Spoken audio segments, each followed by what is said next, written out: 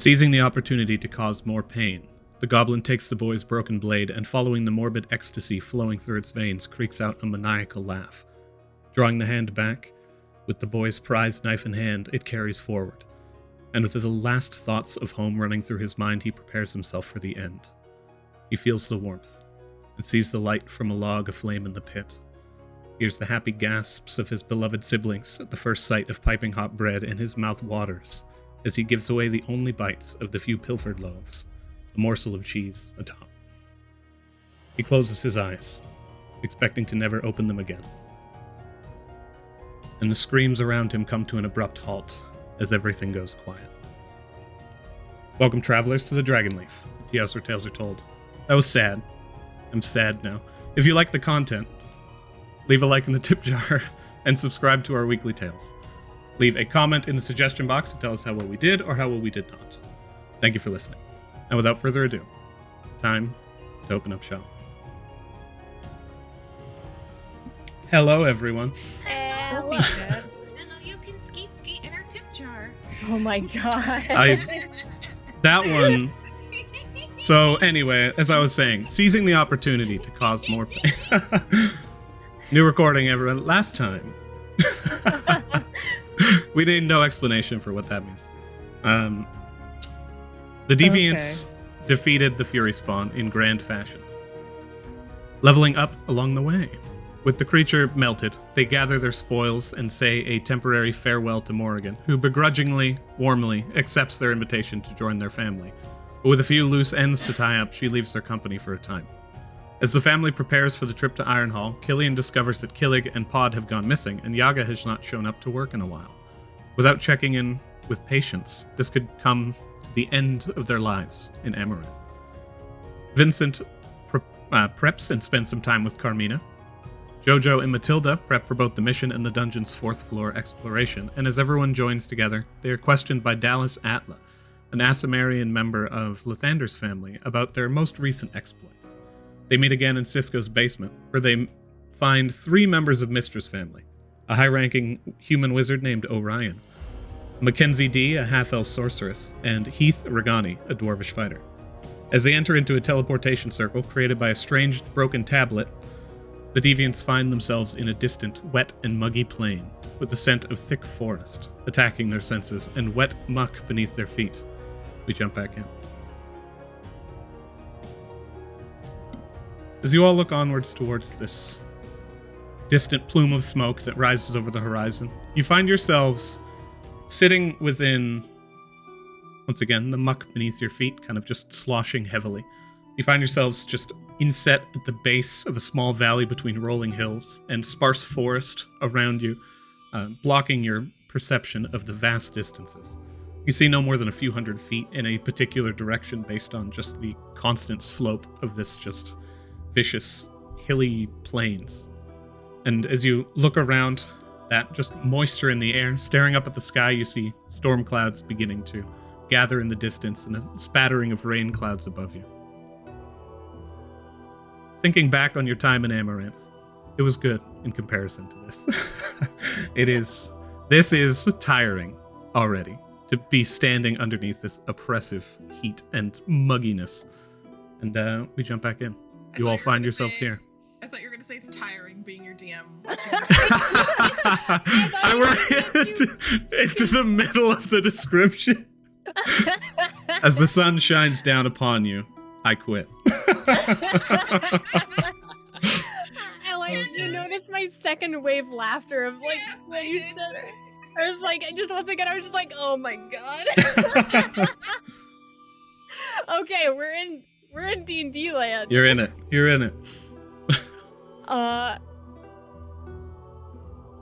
We don't see any signs of a village though, or a city.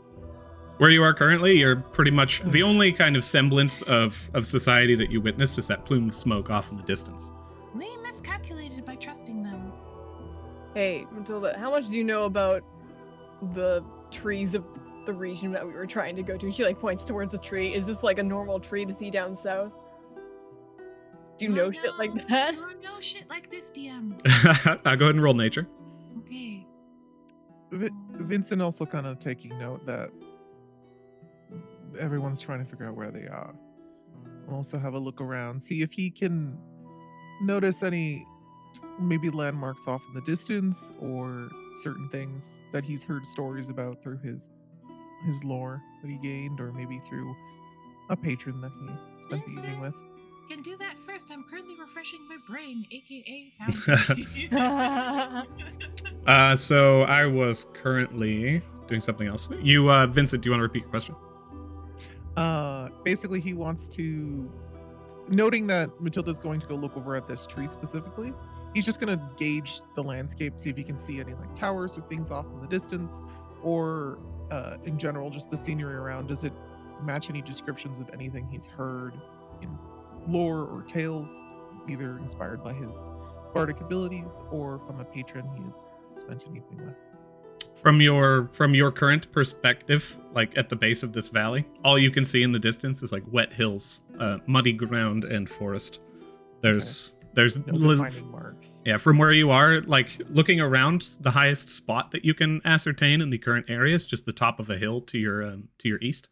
And if you were to traverse to the top of that, you might be able to get above the tree line, but the trees themselves stand at least 15, 20 feet tall, quite Would that large also for the give area. us perspective of where the smoke is rising from? To reach the highest point would give you the best opportunity to examine the area for sure. If great. if it's a leverage of needing more distance for visibility, can Vincent telepathically connect to Mo and ask him to fly up and see if he can see any landmarks? Absolutely. You refresh your brain, Matilda? I'm trying. Oh, okay. I was gonna. How do you roll when it's not when you don't have your character? I always forget. You press C to open up your character sheet, and then just go thank to the you. attributes tab. Okay. Thank you very much. I appreciate that. Right, and I'm just rolling. One more. Nature. Do. I don't know shit. Well, that's not bad. Looking around at the trees, from the faint descriptions that Jojo had given you guys on the nature of the area, I mean, it doesn't seem out of place from what you know about nature. Are you proficient at nature, by the way? You are, I believe. No? Okay. Gotcha. Could be, no additional insight. Could be the area. Seems correct.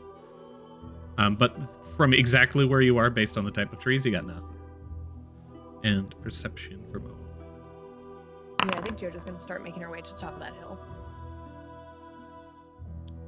You begin to trudge up towards the hill, and as Mo flies upwards, kind of still obscured by his constant magical invisibility, he sends you back just some brief messages until eventually he reaches the range of your telepathic. It's 120 feet, or is it a mile? It is a mile. Excellent. Right now, it only lasts for like a minute or two, though. These the trees are 1 mile and 1 feet tall, which is abnormal for the area. He reaches quite a distance up, and he kind of just gives you the lay of the land. To the east, just past this large hill, there is a small spattering of ruin, some kind of like stone building that seems to have been 3 destroyed. miles now, and it lasts for 2 minutes. Okay, that's cool. Doesn't really change the outcome in this instance, though. But as Mo sends you back the information, to the east, there's a small ruin, seemed like a small house that had been destroyed. Just beyond you guys, to the northeast, there's a road leading forward, and in the distance, the trees themselves and the entire landscape slopes upwards into this just vast and distance, both plains and just it's sparse forest throughout the entire area. There's just trees here that seem to have germinated throughout, but nothing that you guys would refer to as a forest, having been like born and raised in the Aborian Valley. It's just dense. But from just the sheer distance away, he can see there's these plumes of smoke rising from a mountain in the distance, but it's probably close to a day's ride. Okay. And Jojo, you continue to trudge up towards the top of the hill. Go ahead and roll perception for me. Real quick, what color is the smoke? Is it gray or is it black? It's got like a steely gray and a very dark black and various different plumes rising up. 17.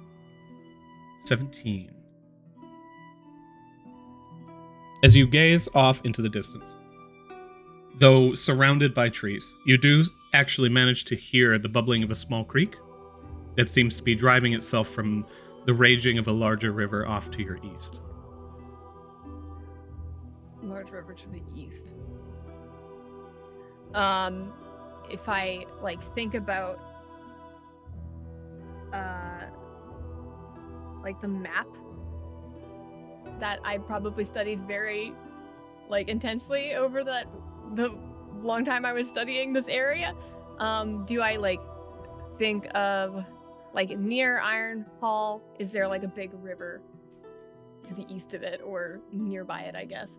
Which I can see that there is one there, but yeah, from your best instance, hearing the movement of a river to your east, you assume that you are somewhere within, perhaps this radius. And in conjunction with the information that Mo's given you, you guys could be anywhere within here. Okay, but we're probably on this side of this Indeed. river. Yes. And the smoke is coming from the north? Yes. Okay. Mountains. Yeah, I think Can't read what it's called because the feather is blocking it. Something more? Oh, I'm sorry. That is the Hollow Mountains. those mountains be hollow. That's what they say. Mo flies back down. You can hear him kind of settle beside my shoulder again. Well, there's the smoke off in the distance and some mountains and lots of hills. If that is something that, incites you, there's not much around. Yeah, I hear water to the east and the smoke's to the north, which means we might be south of Ironhall.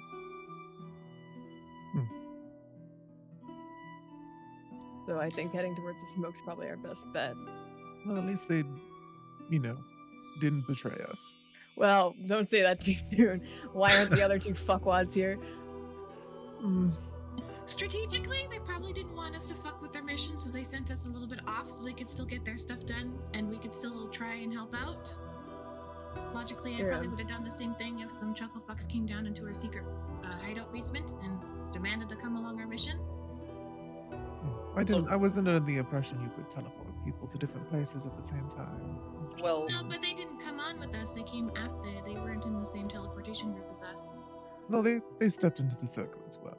No, they didn't. You guys ran in first. You have no idea if they did or not. Oh, I thought Vincent asked specifically last session if we all stepped into the circle. You guys Were did. you- teleportations don't always work the same, though, right? Sometimes it can go wrong. Well, either way, maybe we weren't quite as on track as I mean, that's true. Yeah, teleportation he thought isn't we were. always super accurate. Yes, everything is subject to failure at some point. But we would all still end up in the same location. I think it's more likely that the other two might have used the other circle. Maybe. I think we Well- should have this conversation while we're walking. Yeah, let's start heading that way. Okay. Remember to keep your. What is everyone going by the way? We never really discussed this. Joe? Is that okay? I don't see an issue in us calling ourselves by our original names. Or I maybe doubt just it would Jen. Flag anyone. Jen? Like Joe, Dang it. Jojen. No, Like, Do you want to either be the first half or the second half of my name. I think Joe works the best. Joe, Okay. okay, yeah. Joe. Killian, do you want to be just called Killian, or do you wish for something else? Is Killian a very gnomish name? Vincent thinks on that. Probably not. No, you have to be. It's more foresty. They have Bitsy Butterfingers, I think is a gnome name. Are there? I imagine there are gnomes that I have dealt with in Amaranth. Is there? What is one of those names that I could just pull out of my butt? DM. You are attempting to just pull a gnomish name. Correct. In fact, if See, it something was close a to gnome Killian. that I had purchased gems from, I imagine they're the ones to go to for that sort of thing. Mm. I'd probably Does anybody here have gnomish as a language? I do. Oh, okay, perfect. Then, in this instance, do you want a male or a female name? Female. Female name? One close to Killian in order to keep it just kind of not bad. You can be... Ooh, I want to get a good one here. The first names of gnomes can be exotic, but typically it's the last names that they go by that are more interesting. Like you can find a lot of gnomes named just like Pete. Like a gnome Pete would probably be pretty happy with this name, especially when it elicits just a faint chuckle from someone who hears it. But in this instance, maybe like Cloya. I believe something gnomes along those actually. lines. I looked this up for another character. Gnomes actually like collect names over their lifetime, so they actually have multiple first names. In which instance of the gnomes of this area too? Actually, with the previous history roll of the area that you did, Candace, I'll allow you another history roll here. I would also like picture your like gnome name being like Carrion or Mary. Carrion's not bad. Something like close to that. Hello, 22. my name's Kelly. I love that. Let's do that. Yourself, Kelly. I love that. A god somewhere smiles. It's 22. 22. You recognize that gnomes are actually quite rare here. If you travel north into the Shining Vale, you can find some gnomish settlements within the Glitterwood in the Shining Vale. You have some gnomish settlements such as Deep Gull and Dolinel, but in the instance of the gnomes here, the vast majority of them are like merchants, or those who actually manage to leave in search of adventure and exploration are very few and far between. It's rare, might draw interest, but it's not out of the ordinary. Yeah. I think the most important. Oh, I was just gonna say, I'll you go kind with of... Loya? Okay. You ascertain that the nature of the gnomes in the area would be quite boisterous. So that would be something that is a personality trait you could use. I was thinking Chloe Lightwalk though. Yeah, I relay all of this to Killian so that she can use it as a backstory. yeah, your sorry, this from my understanding is playing a gnome before. The first name's not so much the meaning as the last name, because I think it tells gnomes where you're from and what kind of like gnome like you are, because there's like it's kind of like family groups. Gnomes are interesting. They're perfect Yeah. because they're rare in this area. I'm unlikely to see another gnome. Oh yeah. So What was the last name you gave? I liked it. Lightwalker. Lightwalker. Cloya Lightwalker it is. Feel like And my backstory is Matilda. much different. I'm gonna go by Margaret. I think that name is terrible, but it's close enough. Do I hear Mo wince in the back of his mind? He's far enough away, currently examining the area to not have heard. Oh, I forgot Mo's name was, but Mo doesn't like the name Margaret, so he'd agree. You with don't know me. I did this. I know. Hey, You guys begin your trek to the north. Traversing the difficult muck and constant sloping hills is rather exhausting relatively quickly. At a quick pace, you guys would likely reach there in maybe almost 2 days' time. Ugh. Does anybody have any means to traverse this area more easily? Because the path that you're currently taking in just a straight line towards Ironhall seems very difficult indeed. Sorry, Adrian, I apologize for interrupting, but I hadn't made my name as well. Could we finish that conversation before we move forward? Sorry about that. Go ahead. Cool. Vincent will look at you guys. You guys can call me V or Vi, whatever suits you. Your fancy.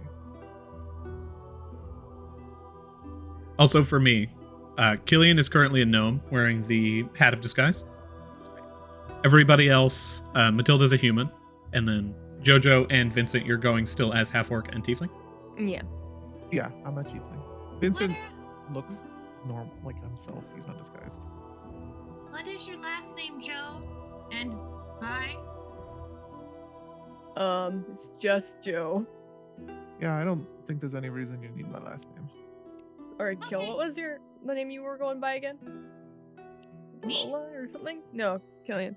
Oh, it's Cloya. Oh yeah. Cloya. Cloya Lightwalker. Okay, yeah, I don't know if I have any means of traveling faster as a group. I All do we not. have is determination, DM. Anyone good at traveling through the wilderness? I can give it a go. I've Oh, scrapped man. around the cities a lot growing up, but Man, we'll see how it works. where's a here. ranger when you need one? Immediately Madonna's going through the wilderness. Immediately started playing in my head. In that case, Vincent, if you're helming this, go ahead and roll survival. Okay. I was just looking if there's anything that can help me with this, but there is not right now. Is there a volcano in this area? I think that's a question. Oh, were you I asking don't- that out loud, or was that like? Yeah, I think out loud, but JoJo's thinking, she's like looking at the smoke and being like, are one of these mountains an active volcano? Because it's sort of looking like it might be. Ironhall itself, as far as you understand, does not have any active volcanoes. The closest one that you are aware of has been rumored to be one of the two mountains in the east known as the Twins. Okay, From so what, this I, definitely isn't volcanic. from what I understand, As far as you know, no. the minimal understanding I have of mining is that there's a lot of smoke and smelting and stuff involved. So it makes sense that if it's not the correct mining town, at least it's one that does that kind of work. And Vincent, your survival check was a 12. As you guys continue, moving through this just soggy, sodden pathway, through to the north, over hill, and into valley. I'm gonna get Mo to scout ahead for us. Invisibility. Okay. So that we don't get like ambushed or something weird. At least what you can see. Let me keep Mo's sheet open over here.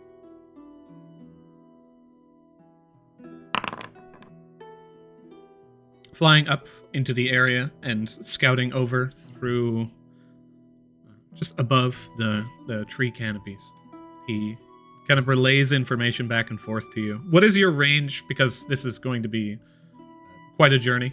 I assume a bit more than 3 minutes.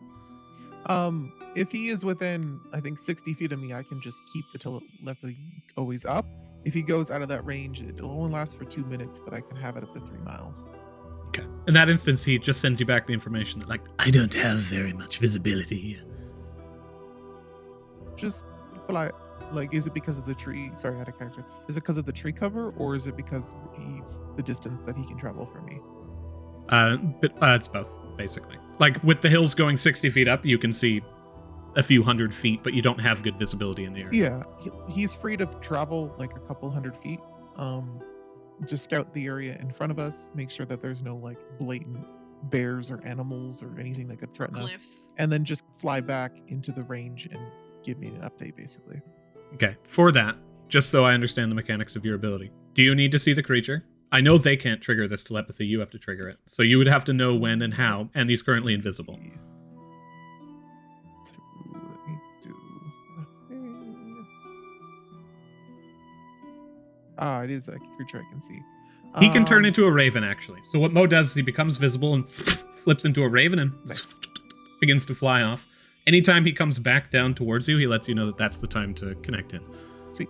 As he continues to fly off into the distance, he scouts ahead and returns with just kind of just shifting, moving into the tree canopy and becoming invisible again before turning back into an imp and relaying information. It's just constant back and forth as you see him just dive bomb and you just hear other birds flying off.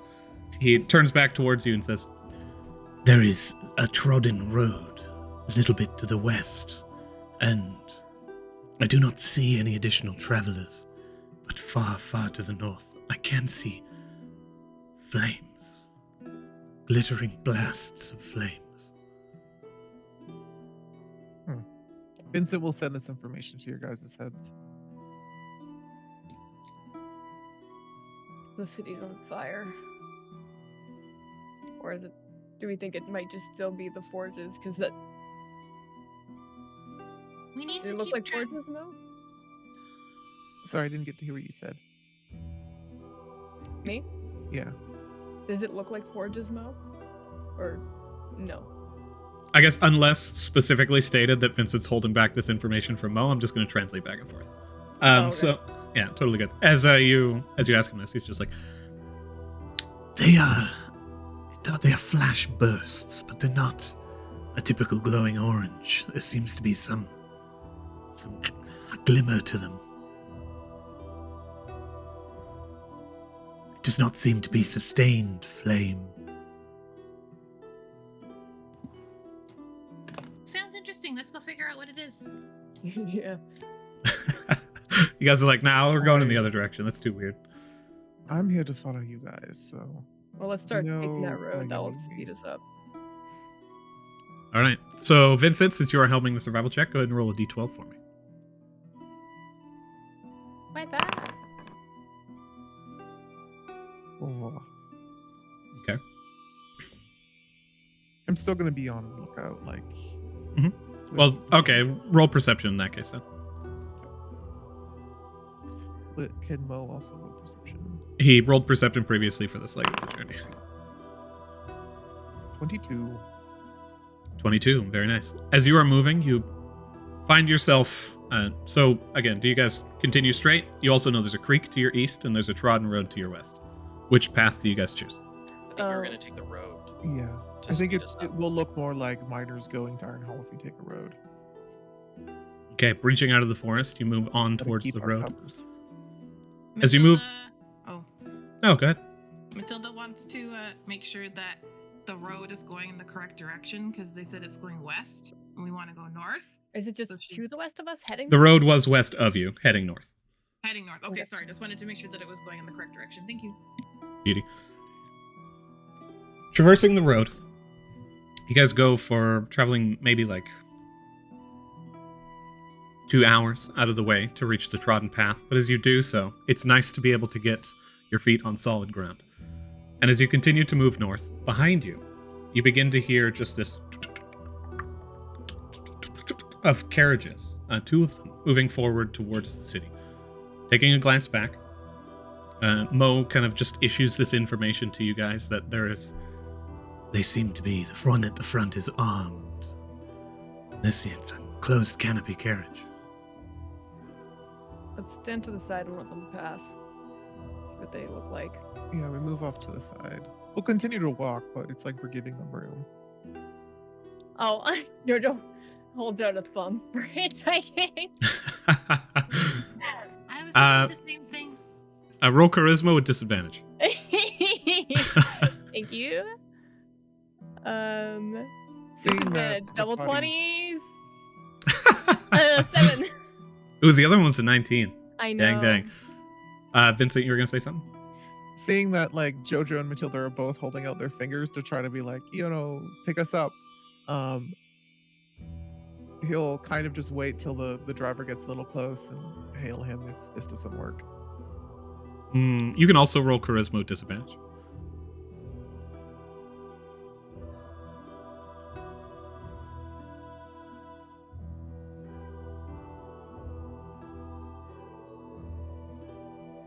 What kind of, just a straight charisma check? Yeah, charisma ability check.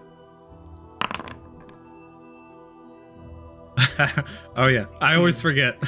As you begin to stride forward, basically like standing in front of Jojo, as Jojo puts out her thumb and just stomps down on the hard ground, and is just like, You just kind of move in this one fluid motion and try to hail them down. I imagine Vincent steps forward and with your tail, you just like, in Jojo's face, it's just like pushing her away. She's like, ugh. I don't think it'd be that mean, but if you want to think of Very it. gently. It's just a caress push. But like, no, dear, let me handle it. as you stand in front, the front carriage kind of comes to a slow trot and continues moving forward. The 2 horses at the helm kind of just blinders on, focusing on the road ahead of them. They do not stop for you, but they look down and they say, "Merchant caravan, half-mile back. You might get a bit of help with them, but we've got stuff to do. Sorry, no stragglers." Any Thanks for the information. any markings on their like armor on the carriage itself? Go ahead and roll perception.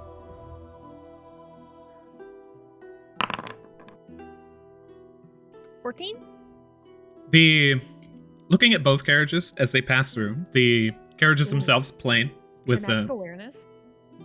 for sure, and you open your senses. This ability, is it an action? It is an action. Yes. Okay. I'm just gonna roll perception real quick. You spark this just faint flare, and within your eyes, as this little bit of stardust and chaotic energy fizzles through. The two kind of just give a nod. The second one kind of passes and just looks down at you guys and gives a nod as well. As you glance over them, no magic. In fact, the air around you feels it almost feels dry, like just almost devoid of magic in an uncomfortable fashion. To something that, like, just moving your hand through oxygen, you always feel just a faint little bit of that force against you. But there's just no magical resistance here. It's all something you've never noticed before, but heinously uncomfortable. Ugh, don't like it. Don't like it at all. And but no magic in anywhere you can see within range. And as they pass by, the one at the front is wearing a white tabard, but plain. You can see some chainmail underneath and an okay looking sword at the hilt, but all very mismatched. And the one at the rear is wearing just a chain shirt that comes up over the head with like a metal cap on the top. Looks like some kind of a guard, but no organization whatsoever on their clothing. As the cart goes to roll away, Vincent will thank the guard at the back for the information, even if the one at the front gave it, doesn't matter. And he'll flick him a silver. Grab silver, flick it up. As you launch it towards them, they just kind of like grab it out of thin air and hold it down. Clutch it in hand, throw it in a pocket, and you see just the carriages continue on the path, moving up to their normal speed. Is our currency amaranth marked? From where you guys are currently, the only place that mints gold coins is Amaranth. Silver coins are minted in various different locations in the world, but it is not uncommon to have Amaranthian currency. Okay, awesome. Yeah. It's among the largest trade location in the world. Yeah, so like you having Amaranth marked gold, the only place that marks gold is Amaranth, so that makes sense. Okay, great. Yeah. Throwing a silver was something Vincent knew would probably be less eyebrow raising than a gold. And a copper would cause them to stop, and you guys would have to roll initiative.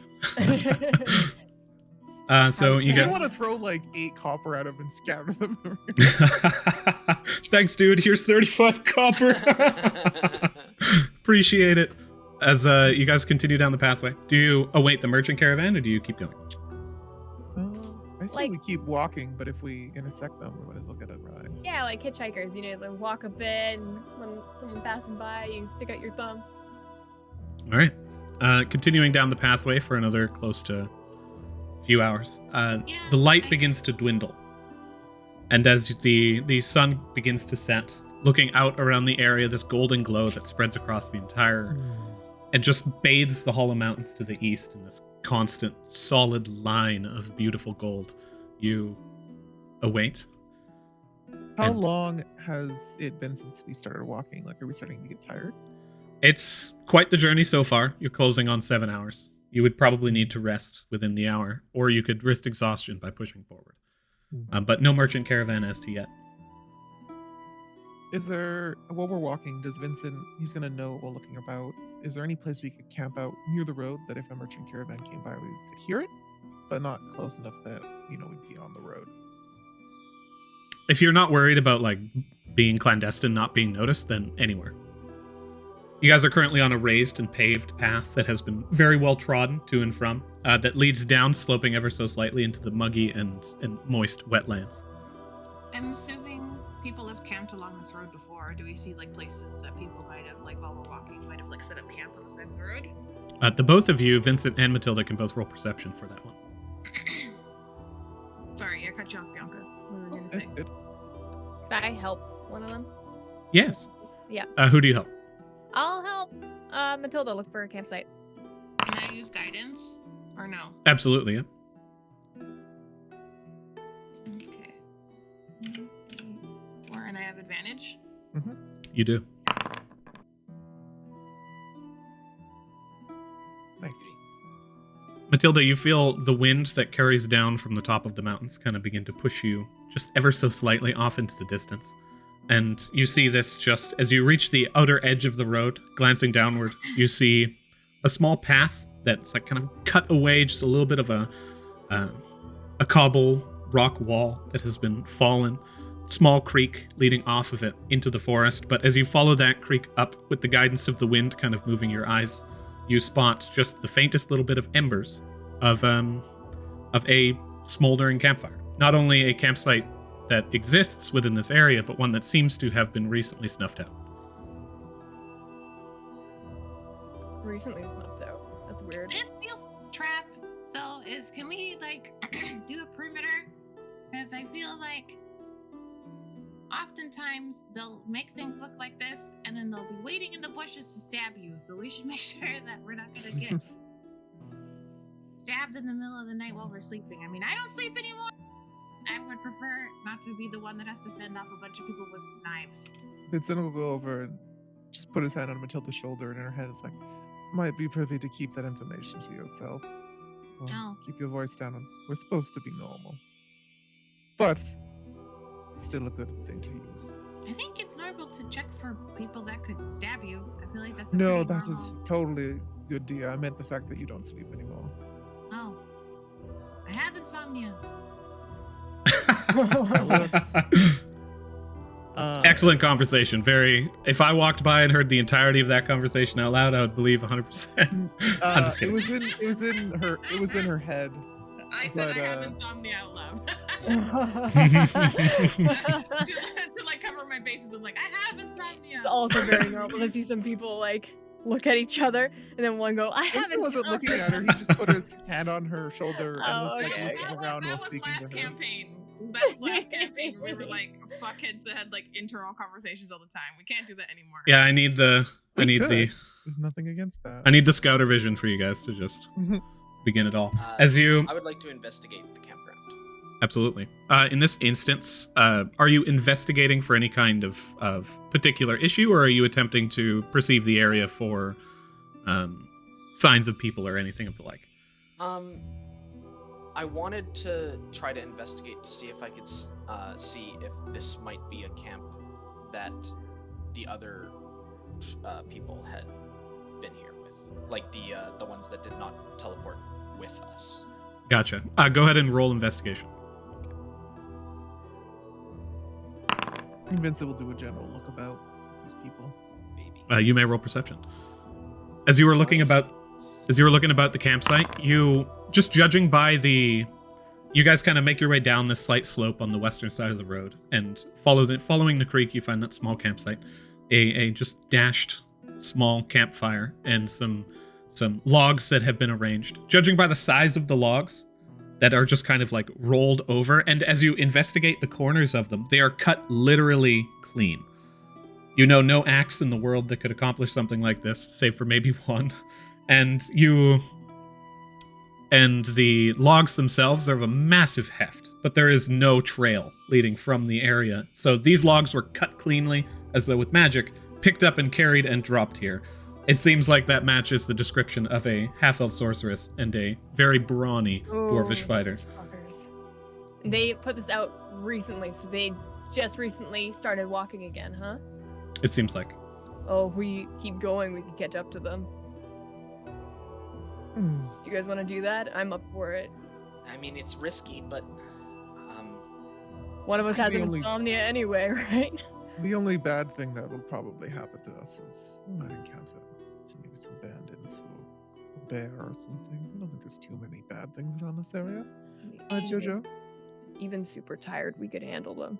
I hesitate to interfere with their mission because it's better to have two people that are looking for who we're looking for, Joe, than one group of people, right? Like they're here for the same kind of mission that we are to make sure everything's okay. So I don't know if we can, but I don't know if there's much benefit. I'm okay if we don't actually enter with them, but We want The like a whole second- day behind them. yeah, the secondary reason I don't want to we wait really, is yeah, what if we're a day late?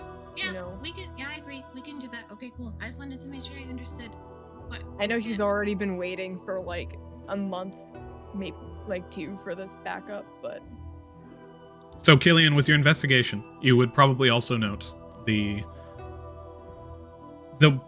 faint burning embers of this campsite, covered by a faint tree canopy.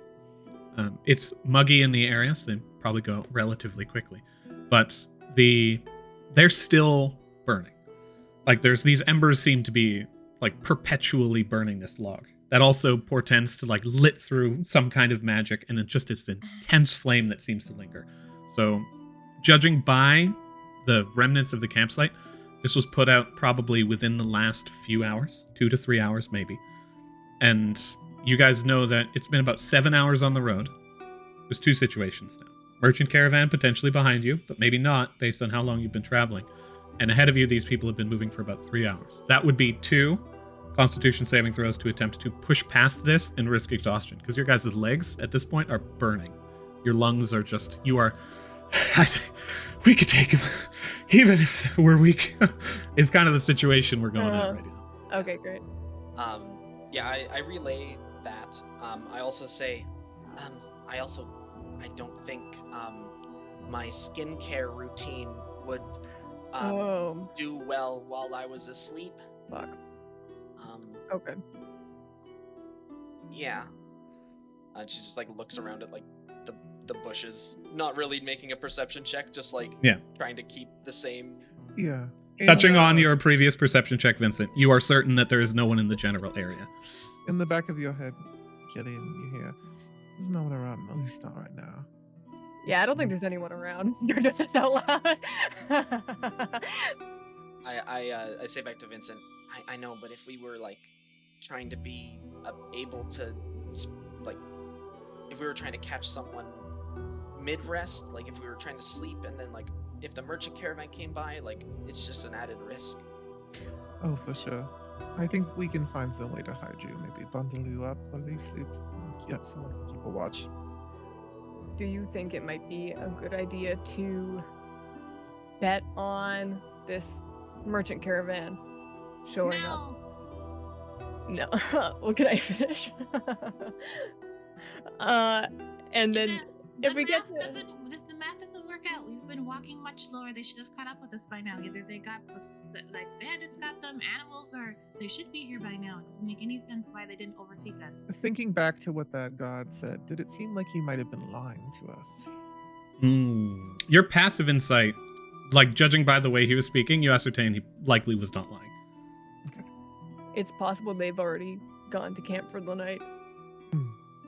Well, either way, I guess our first bout is, do we continue or do we stay? It's going to be difficult. This is JoJo's rank brink, and also kind of that mission.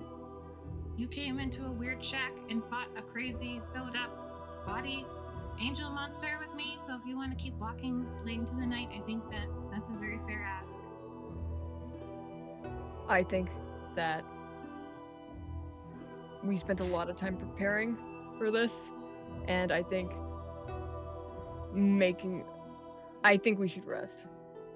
I know I'm antsy to get there, but I think showing up fully capable is probably best. Cool. I think we can do that. Knowing that no one is around, Vincent's gonna ritual cast Unseen Servant and then start setting up beds and stuff. Okay. As your spell casting seemingly goes unnoticed within the forest around you, the campsite is laid out and you guys begin to sit down for a rest. Who is first on watch? Vincent will be. We'll just practice a little bit too. Why? Alrighty. Isn't first, second, third, and fourth on watch gonna be Matilda? I have insomnia. If you want to, I could leave you be while you make some more potions or something. I don't think I can sleep right now. Okay, that's fair. I just don't know if tonight's the night to be making potions. If that is, I don't know. Well, I could always use your company, dear. Okay. I'm smiling at you. I was going to say something and I forgot, but I will keep you company. Will do. Well, I guess we'll keep watch together. Alrighty. Before heading to sleep, Killian's gonna go over to Matilda and say, can you lower your face for a second? Yes. And Killian's going to just like gently like hold open one of Matilda's eyes, and just like take one of her tools and just kind of like trace a symbol, like essentially like a crude symbol of Lavos around like the outside of her like eyes, like around here. And when it finishes, you gain dark vision for 8 hours. Ooh. Thank you. That's Thank you, nice. Possible, for not stabbing me in the eye. Is it like the circle of the lava symbol is just her eye? Exactly. That's awesome. And then Killian gets like her bedroll and just like burrows into it. Careful not to let the hat fall off, but like. Did Joe tell us about the lack of magic in the air? Yeah, sure. Because Matilda wants. I want you to check the air again, Jojo. Or after Vincent did his spell, how does it feel? What's the difference? Yeah, hang on. She'll once again do magic awareness. Okay, roll a wisdom saving throw. Uh-oh. Oops, sorry. Not your fault. Molly. Let's see if this cloak of protection's working. It looks like it is. Yeah, +0, plus space, plus I have space I 1. have a +1. I have a +1 to my wisdom. Oh, it's because of the thing. Cool, What? cool. Yeah, because that's the cloak of protection. It's working. I was just looking on my D&D Beyond sheet and Why does it say +1 though? I don't know. Because that's it's working. That's a the 14. bonus counts as a positive, so it'll be like plus bonus, which is + 1. Is how the math works on that. Yeah. As you look around, you Okay. imbue your magic awareness, and you don't feel that dry feeling in this particular area as you sit around. But looking down at the embers of the flames itself, you kind of spot this just ever so faint like flame that has now been overtaken by the roaring flame that you guys have set up. But it almost feels like, similarly to what Mo had said previously, there's almost like a phosphorescence to it, nearly like a glimmering rainbow effect that is ever so slight. And as you kind of glance at it, you can see that faint infusion of magic, but not in one that matches any school of magic you're aware of. Huh. Does the glow match what we saw with the angels and their weird fire? With the angel cult people? Doesn't Weird seem the fire. same. No? Okay. I mean, that would have just been like, their weird fire, I believe, was just evocation. Yeah? Okay, Wasn't cool. it? Oh no, it wasn't. I The don't blue remember. flame? Oh, was it blue? Okay, sorry, I forgot it was blue. Never mind. Oh well, I actually don't think I ever saw that because I think I used up my magic awareness before we even got to the basement. Well, my thing too was like I was wondering because all those people were on fire, and I was like, "What color was that fire? Was it?" Oh, weird that fire was fire? golden. Oh, golden. Okay, sorry. Thank you. This flame that was here before, that's not a school of magic I recognize. I don't know if we should be camping here. I don't know if that's safe. Yeah, let's find a new campground. Or just if we can dispel it. Do you Anyone have those able to do that? capabilities? No. I took remove curse. I did not take the spell magic. Oh, okay. Yeah, I think we should stay away from this. So, Killian, you were the only one who can add 2 hours to your long rest timer. Because Jojo was woken up I think, Jojo, you also got 2 hours, so you're basically woken up to Okay. do this little bit of magic awareness. So as you guys stand up and begin to pack up camp, you actually think- begin to hear... Oh, I was gonna say, I think like, for the most part, I would think 120 feet would be far enough away that we wouldn't need to worry about the magical effect of some little smoldering fire. No, absolutely not. Yeah. Yeah, so we just moved like 120 feet away. Oh, I see. Okay, gotcha. As you all kind of get up within this time period, you do begin to hear the very slow movement of a carriage on the road. You can hear like the I think Vincent stands awkward up and movements just of some kinda kind of nods horse. towards the party. And Wait. Are the people here really racist? Yeah. I think Yeah, that that's a depends safe on the bet. individual. That's Yes. supposed to So would it be smarter if I went and asked? be- Depends. Come along. From what Jojo knows, if they are dwarves, It would be better that you are the only one who does not go to ask. If they are humans, then it would be better for you to be the one to go If ask. it's a dwarf, they're gonna hate you. Anyone else will probably like you the most. Well, Why don't we I go. Because you don't look like a gnome anymore. Oh, she just like fixes the hat and her gnome disguise Oh, okay, sorry. reappears. we can all go. I don't. If we're all gonna hop on, I think we might as well be. Okay, we'll scope it out and see who's driving, and then we'll make a decision then. Yeah, we'll try and see if we get a peek before. Okay. I'll and send figure Mo out ahead the space. invisibility and just let us know what the driver looks like. All right, give me a stealth check, everybody. Ninja roll. Matilda's just like really like you see her looking around a lot because she's like, I can see in the dark. Vincent, you will be the first one moving since you have scouted ahead, but I'm just grabbing the stealth check for everyone in case. I'll just be right back. I'm still listening. Gotcha. Vincent, as you begin to stride forward, reaching the edge of the lowered road, you look onward and you see judging by their stature, they're definitely human. There's about a cart of maybe 5 to 6 people with a second cart that has been kind of jerry-rigged onto the back of this travel carriage. You see they're kind of laying back and seemingly tired in this just dead of night. And the one driving is slumped over to the point where it looks like they're about to collapse. I'll mind link with anyone else I see stealthing around that came with the group. So Matilda, they are humans. I can back you up on this though. They seem exhausted. We can maybe offer our services. Maybe drive where they sleep.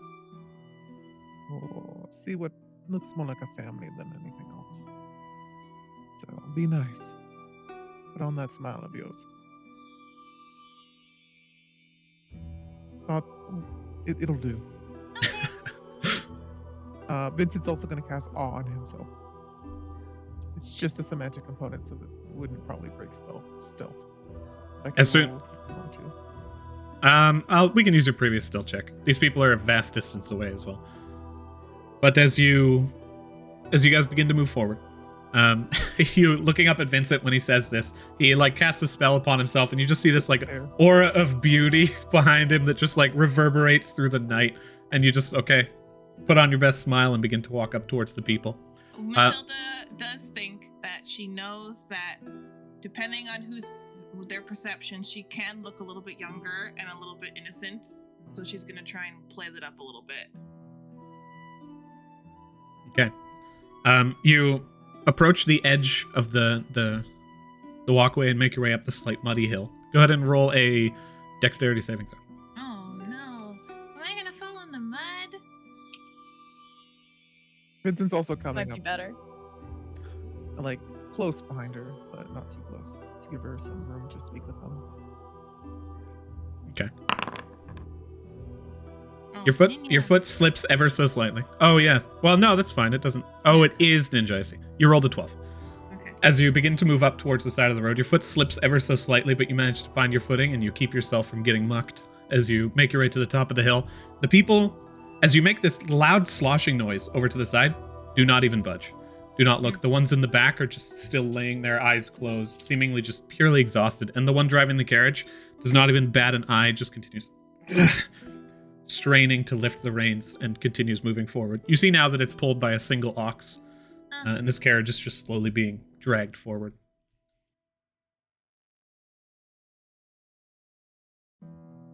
Matilda thinks there's no good way to do this in the middle of the night.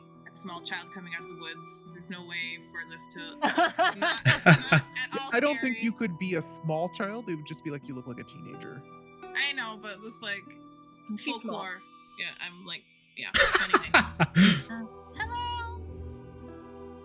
They don't respond. The faint flickering torchlight you see just illuminating the side of their faces as they just drained continue forward, and every now and then look up towards the plumes of smoke in the distance that have just been ever ceasing, and just the strained hit of the reins. The ox continues trudging forward. Hello, would you like a break? I can take over. My friends and I need a ride. At a normal walking pace, you make your way up to the side of the carriage and you just go astride it. They still do not pay any attention to you, but they don't seem to be ignoring you. They're just I moving think forward. Vincent's a little like something's not right. In the back of Matilda's head, he's just like, something's not right here. He's gonna walk up behind her and Well, let's like discuss. literally go to like get in front of the ox and see if he can stop it. The ox slowly, as soon as you kind of move in front, the ox just... Are you okay? Do you need any first aid? They just kind of pull on the reins to the side as though to try and get the ox to move off to the side, and it kind of slowly begins to just go around you and continue forward. I think we should just jump on. Yeah, I was thinking the same thing. Do they look like they're in a trance? Roll medicine. Jojo goes to jump on the carriage. Yeah, There's hopefully 2 enough, I carriages. guess. There's the one in the front that has about another 4 people in the back of it, just sitting off to the side. A few spattering crates covered in loose cloth, but the rear one has just goods that you can see tarped down and tied with rope into the back of this carriage. Which one do we want to go into? Maybe the one with the people. Moving up into the side and just looking in, the people just heads back asleep. You can see every now and then one of them arms crossed is just like... I wonder if this is some sort of weird travel magic so they can sleep on the road. Can I just once again? Roll a wisdom saving throw.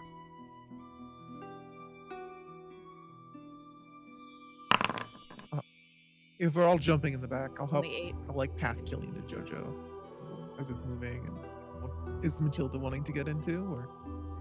So, a few things here. The great thing is that because you guys were previously already packing up your camp, you have everything with you. There is no worry about leaving anything behind. With the 8 wisdom saving throw, Jojo, no magic in the area. As you glance around, you don't see anything. And Vincent, go ahead once more. We're just loading it. Like, I'm helping Killian to... Jojo jumped in the back. I'm helping Killian up, and I'll help Matilda up. And then Vincent will sit on the back of the wagon. As you pull Killian up, Killian just like really quickly like taps her head at you.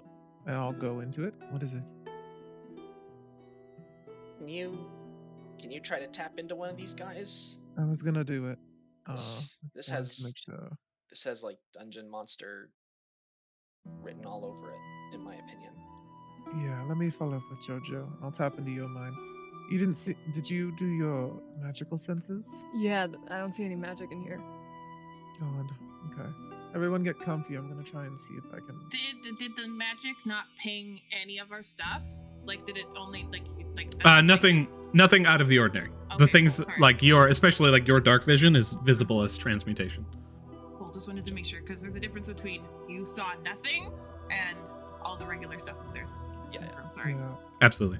So Vincent will, as everyone's loading in, will look good. Who's in the back of the carriage here? Is like a woman and a small child, or like what are they? You see a young man, maybe in his late teens to early 20s. You see a no elderly, no young, and then the other 3 are these kind of just they're like female humans sitting covered in, the entire group is clothed in just loose scraps, and like you can see some faint furs that are covering them as blankets as they're just leaned off to the side, cloaks up over their heads. But as you begin to examine them, you can see, looking at them, there's just kind of faint discoloration to their skin in that faint torchlight leading from the front. It's got this almost kind of gaunt, like their faces seem to be just sickly. As they kind of pull their hands up, out and about, grabbing and pulling in, you can see just, those are not the hands of a early 20s. Like, this person has the hands of a 50-year-old. Okay. Both heavy with work and just, like, you can see the individual veins and just heavy detail in the skin. Vincent's gonna connect to the male. He'll leave the females alone for now. The one sitting in the back of the carriage. Doesn't want to spook the driver. And then the back of his head, not in his own voice, trying to still mimic something else, just to not weird anyone out if he does wake up. Are you there? Mother? Yes, dear. It's time to wake up. Just a little longer, we're not there yet. I'll be better soon, Mom. You don't have to worry. How are you feeling? Are you stronger than before? No more goats. I'm so tired of goats. The butterfly told me so. He rolls over and you see he does a little kick as he's kind of like mid-dream, but also communicating with you. I know it's hard, dear, but you really need to wake up now. Roll persuasion.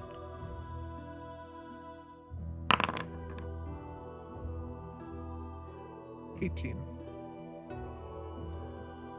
Just faintly opens his eyes. Okay. Leans up and looks over at everybody.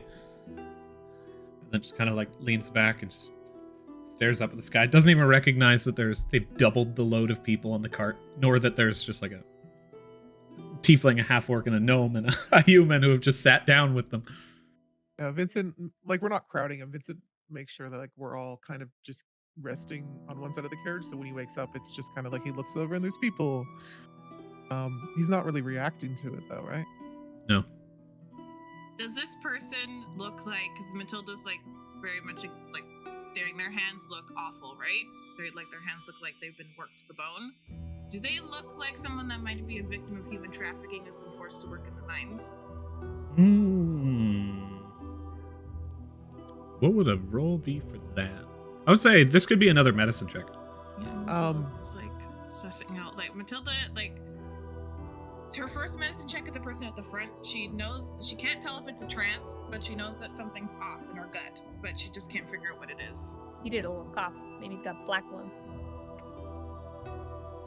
Would Vincent know, like, looking at this, he would pick up on those things right away. I've had plenty of experience with that. 19. Oh, Experience with black lung? No, he Vincent. didn't. Vincent, you can also roll a medicine check here with advantage.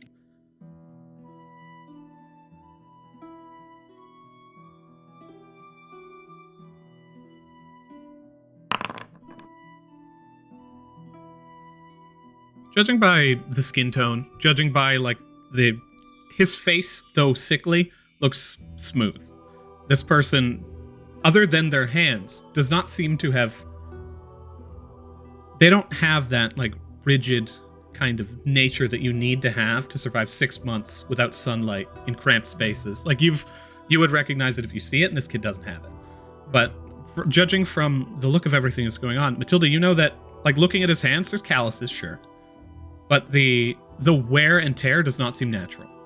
It's not from something that you have ever witnessed. And as you kind of just begin to examine with his semi-conscious state, you see that the arms have begun to shrivel at the extremities. And like as he just shuffles and moves slightly, you see just a little bit underneath the short pants that he's wearing that his legs are also just like almost as though age has been inset upon the extremities of his body. I think at this point, Vincent will, in his normal voice, like out loud, is just like, "Hey, traveler, how are you feeling?" Nothing. But at this point, it's probably been close to another hour of travel. The person at the front who's holding onto the ox slowly begins to slope, hits the side of the wheel, and the wheel just pulls him back and pushes him off the carriage. He hits the ground, and the carriage, the ox continues to just kind of stride forward without him. I think Vincent will stand up and jump out the front and kind of take the reins so that the cart doesn't do weird things. He's gonna. Joe, go Yeah. get him. Yeah, I got it. Jojo jumps down and like goes and picks him up, throws him over her shoulder, and she starts to run and they jump back up. I don't think it's very hard. This ox is not going very fast. No, it's everyone here looks like they're on their last legs. As you grab this guy, you pick him up, incredibly light. And you just bring him back, put him on the carriage. His entire body seems to be inset by that kind of similar aging process. Does the ox seem exhausted, or is it fine just going in the direction it usually does? Like it's knows this route. It doesn't seem abnormally exhausted like everyone else does, but it seems incredibly tired from the trek. Do I think pushing it any further would be a bad thing, or should we take a rest? Would it be in danger of health issues? It looks like it's already in danger of health issues. Okay, Vincent will stop the cart actually. Can't you give it a good berry? That'll just make it full, but it won't, like, it doesn't heal levels. No, of I know, exhaustion but or it might, anything. but it's, you know, animals. I think that we should keep going. I don't want to alert. I think if people are expecting these people, Are our hands and feet getting weird? Like Nope. Matilda's like, is this an infectious disease? Like, what is happening? As you go to stop the cart, Vincent, and Jojo's like, I think we should keep going. One of the people, the young lad who you had previously just awoken, stands up and just moves over to the side of the carriage, sits next to you, Vincent, and goes to take the reins from you. I got this. It doesn't respond, just grabs at the reins and goes to pull. The weakness in his arms, he cannot take them from you. It's not even possible. But as he just goes to pull without kind of paying any attention to what you're doing. He gives it to him. He pulls back and just... the ox continues just slowly trekking forward. Isn't there another person up in the front? There was 2 people, right? Vincent and this other guy. Yeah, okay. And as you guys can continue the trek downwards, you see this young guy. Yeah, the cart behind with the goods kind of just set in the middle of that, and you guys now at the front is this just grouping of people, 3 of which were now in the back, 1 in the front, another one in the back slowly just opens their eyes.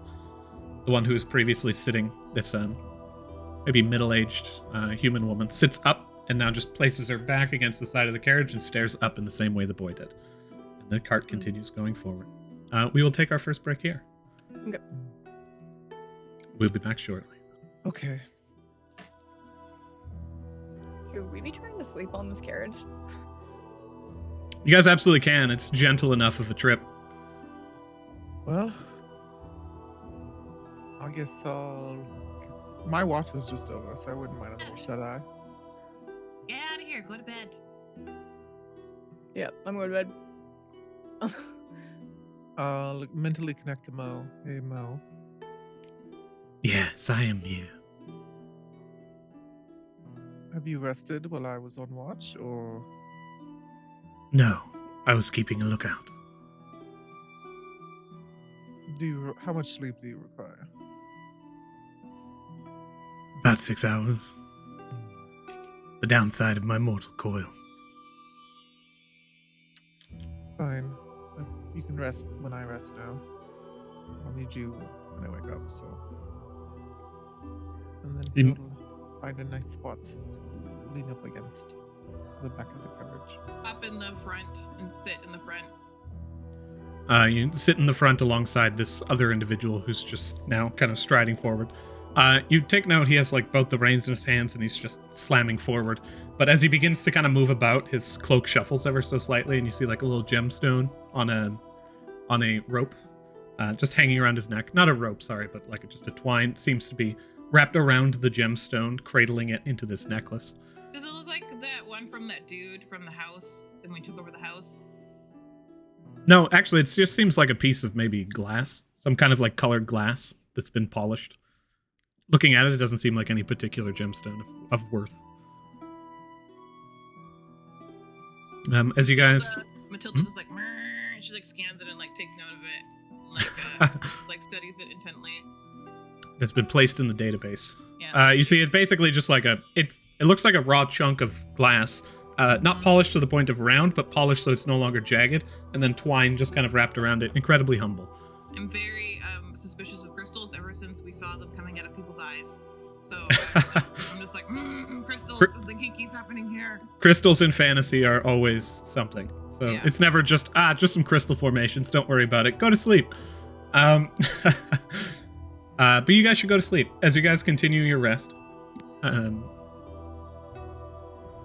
Killian is going to rest not in the same cart as everyone else. She's going to rest in the cart of goods. But she's going to take a quick peek at what those goods are before she does so. Okay. The entire thing has been tied down pretty hard with ropes and tarps. All you can see currently exposed are some wooden crates, just the base of them underneath. And as you try and like pull the tarp, nobody responds. But the tarp itself, you would need to like cut a rope or undo it. There's no just glancing quickly. Gotcha. Oh, and the tarp covers like the entire cart? Yeah, the entire rear cart. Okay. All right. Never mind. I'll crawl back into the other area. Still kind of zip myself into my sleeping bag, for lack of a better term. Just in case I wake and I don't have my disguise up. Awesome. You guys begin your rest. So first, Matilda, go ahead and roll perception for me. Are you doing anything else while on watch? No? A moving cart is not the best place to make a potion, so I'm not making any potions this evening. I think the only thing, because this person refused to let go of the reins, I will be like working in my notebook, like sketching like notes and take the things that have happened and what we noticed with the weird like fire and the gems. I'll draw like a little like it's not good, but it's like a shitty little sketch of what the gem looks like, and just overviewing what we've gone through, so I have it written down. And but then I will make sure that I'm glancing up while I'm writing. Like, all right, make sure I do like a scan, go back to writing, scan. Like I'm trying to make sure that I'm doing something, but I'm not. Yeah, there's no mechanical advantage here, so you don't have disadvantage on your perception check. But you can go ahead and roll perception for the night, and your dark vision carries you through.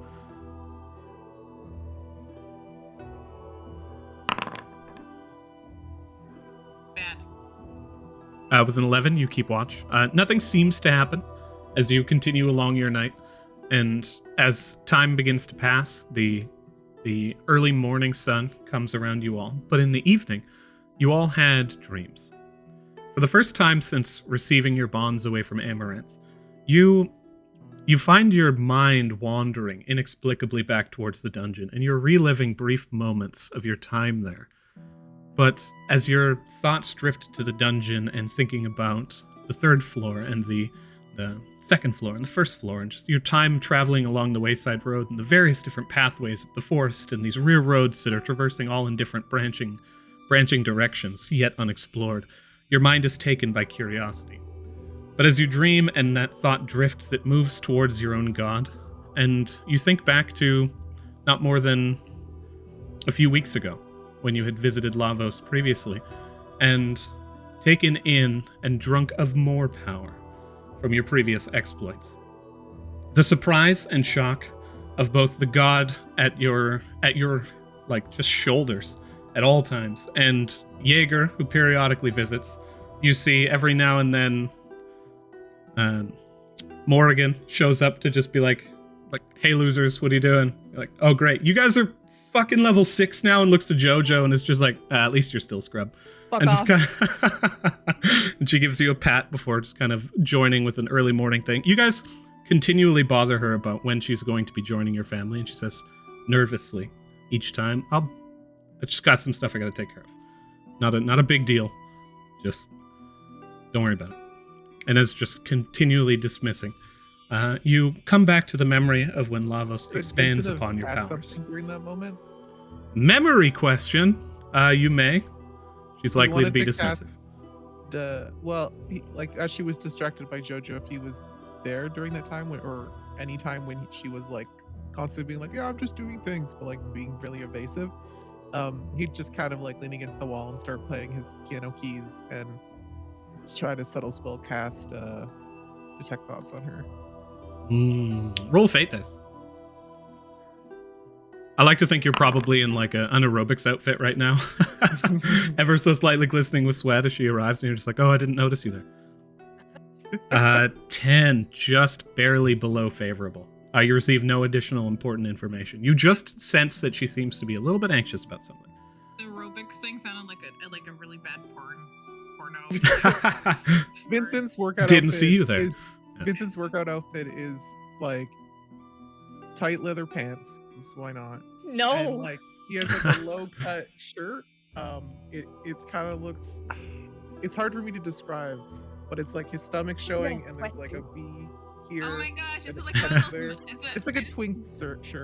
I just picture like those shirts from like Menudo videos where it's just like the quarter shirt where like Yeah. even your tits are still out, but it's just like Yeah. It's there for just the fact that he could be like, "What? I'm wearing a shirt," but it's not really. I think I am legally acceptable now. Yeah, as That's you. drows everywhere. That's just straight nudity. That's a whole important thing and interesting thing in drow lore, but we don't need to get into that right now because no drows here, my friends. As you look about, the drows come out of the forest. Damn it! No, all nude, all dressed, which you're like, that's odd. No, No. Oh no, something's happening. Back on track. We find ourselves here.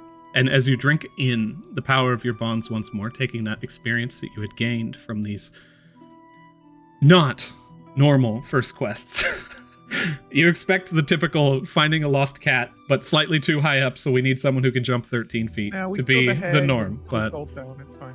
As you guys continue to just experience these tribulations and come out successful on the other end, your power grows.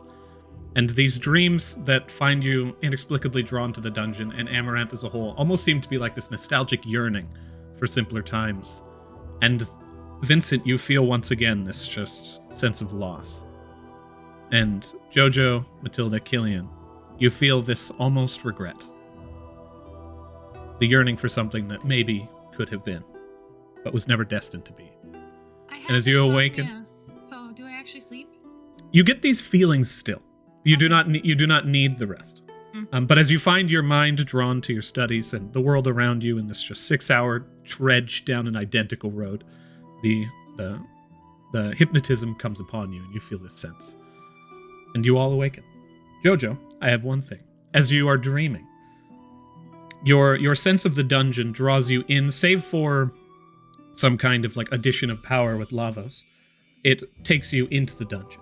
And you find yourself traversing the pathways up, further and further, seeing just flashes of little things that can't possibly exist. But you find yourself on your morning jog. Glancing around, you see the silhouette of a single figure that you recognize, but with a confidence that has grown significantly bolder since you recall. Your father continues his stride. And as he almost trips on the side of a small log and stares down at a turtle that looks up towards you and is like, "Watch yourself, friend." He just kind of gives a nod and continues, and you remember this particular jog. You just don't remember a turtle or a jungle or this oppressive heat. But as he reaches the edge of where you would have previously hit the pier and looked out over the water, you instead now glance upwards towards a blinding sun that stands only a few hundred feet above. And as you look over towards your father to attempt to get one last glimpse, just silhouetted by the sun, you see his frame. And you awaken in the cart to a particularly large bump. And the three of you look onwards towards the city, where you now see as the forest clears in front of you. In the distance, yet still maybe another 5-6 hours of travel, you see a vast city built into the side of a mountain, carved in, almost like creating this just plateau for itself at the midpoint. And off in the distance, a large campsite that seems to have been erected on the outskirts of said city. Looking on, seeing the forged walls from a base sketch that you had previously studied. Jojo, this is Ironhall, and you are all close. We should get off. Okay. You are still about 6 hours travel, but that's moving at this normal pace on this carriage. Which is equivalent to walking, right? Yeah. Yes. So if you guys moved at get off. If you guys move at a travel pace, you'll get there in 3 hours, and they'll take 6. We didn't pass by like an elf and a dwarf on the way here, huh? He didn't seem to. Okay. Before we go, I wanted to quickly poke around and see if all of them have that glass. Go ahead and roll just perception.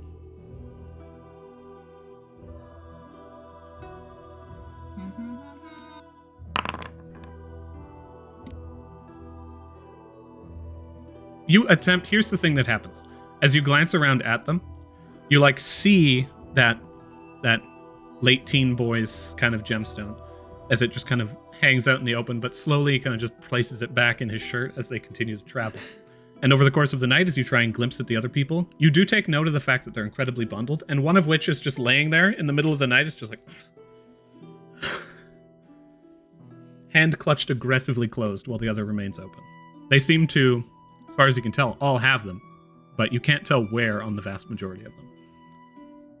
At least they have something similar. And as you guys get off the carriage and it just continues on its pathway, the ox kind of just moving on the last legs of movement. It begins to peel off into the distance. Killian, this would probably be your last chance to investigate that carriage if you wanted to. Sorry, Bianca. No, I'll let Killian go first. No, I think like Killian is not willing to like break into something that is already like quite sealed. When I had been like, oh, I'm gonna climb in there and see what's there, I thought it was like piled high with just like garbage type of thing. Killian is going to fix her hat on her head,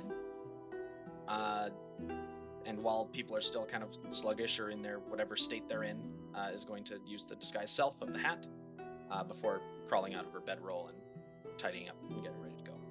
Before we encounter any people, Vincent's just gonna double check around that there's no one around, and he'll type a couple keys on his ebony and ivory, and a little satchel of good berries will show up. Is anyone hungry? Yeah, I could eat. And he'll hand you like a tiny ass little berry. This is the first time you've ever received these. Just eat up. Just It's all you get today, Jojo. Jojo know the spell. I don't know if we know any druids. This also wouldn't be an Oh, Arcana your check. father. It wouldn't be an Arcana check. Oh yeah, with Ron, you can roll nature on this one. And swallows it like a pill. Well, thanks a lot. Yeah, thanks a lot for the berry. I'll Vincent just really like make sure to smiles at make it you laugh. cheekily and waits for you to eat it. Matilda like sniffs it and like puts it in her mouth and chews it. You If anything happens, document it because it's scientific and it's important. you turn into a blueberry. If anything happens, document. You guys feel your stomach fill, and the just energy of a full meal begin to permeate through your entire body as the juices of this berry begin to coat your insides. Oh shit, that's a good berry. I only produce the best. Yeah. I I hope didn't you even don't mean to doubt do me in the that. future. And he'll hold out his hand for Mo to grab one as well. Just kind of like one berry disappears. And he'll eat one, and he'll put the other 4 in a little pouch on his side. By the way, I do document that dream in my enduring dream journal. Nice. Just like draw turtle. What does it mean? Watch yourself. As you guys, do you continue on, or do you wait for this carriage to reach Ironhall before you guys? You just want to be separate from it, right? Or did you want to be there after it? I think just walking behind it would be fine. Right? You said that there's like sort of like a bunch of people that are camping outside of the city limits. A large campsite, like almost an army's-sized campsite. I think maybe we should sort of go around that area and see what we can find out there, huh? Sure. So if we can like break away and start heading towards that campsite. Okay. Another question, Adrian. Sure. Is Vincent, how risky does Vincent feel this would be? I know he has his loot on his back, which he can. It's a strange loot, but it's still just a normal loot. How risky does it feel to use the piano keys? Like most people would know they were a magical item, which is fine. He could just say he's like a traveling minstrel. They got paid to come over and entertain some of the miners and stuff. The use of magic items would be immediately suspect. Yes, us. Immediately suspicious. Like people would look at you and just like magic items are not something that is seen this far south. Okay. Magic items are exclusively created in Amaranth. Other than that, they're legendary. Okay. Good to know. Yeah, there are actually some of the tales that you had heard, Jojo, of the area is that the Valiant noble family has a sword that can cleave through enemy defenses, which would literally just apply to a +1 weapon. But that is good enough to tell tales of, and has renown among the family for owning it. Okay. Cool. You guys continue your travel, so you're moving ahead of the carriage and reaching the. Was that correct? Just double checking. Yeah. Sorry, repeat that one. You are moving at a fast pace ahead of the carriage to get there in 3 hours. We're breaking off from them to go towards that camp. But The do it camp is outside. up. The camp is against the walls of Ironhall. It's right outside. Okay. yeah, go ahead. I'm fine with that. Okay. So moving at twice the pace of the carriage, you guys continue to trudge forward, and with a full night's rest and a full stomach, you make your way up towards the edge of the camp relatively quickly.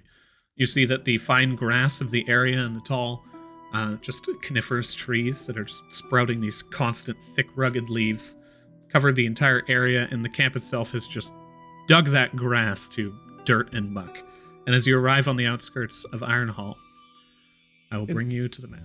Vincent will be playing like a little, very, like slightly, it's not super loud or anything, just a light little jaunty tune to be like he's entertaining these people on their travels. Oh, look at that map. What a gorgeous map. You guys find yourselves on the western bank, and as you move along, you see this just river that cuts through, seemingly man-made, from what you can tell of the destruction of the local area, to bring this water directly through, and just canals carved into the city with these just... it seems more crude than you would expect from dwarvish architecture, but impressive feat nonetheless. And you find yourselves on the western bank in this encampment.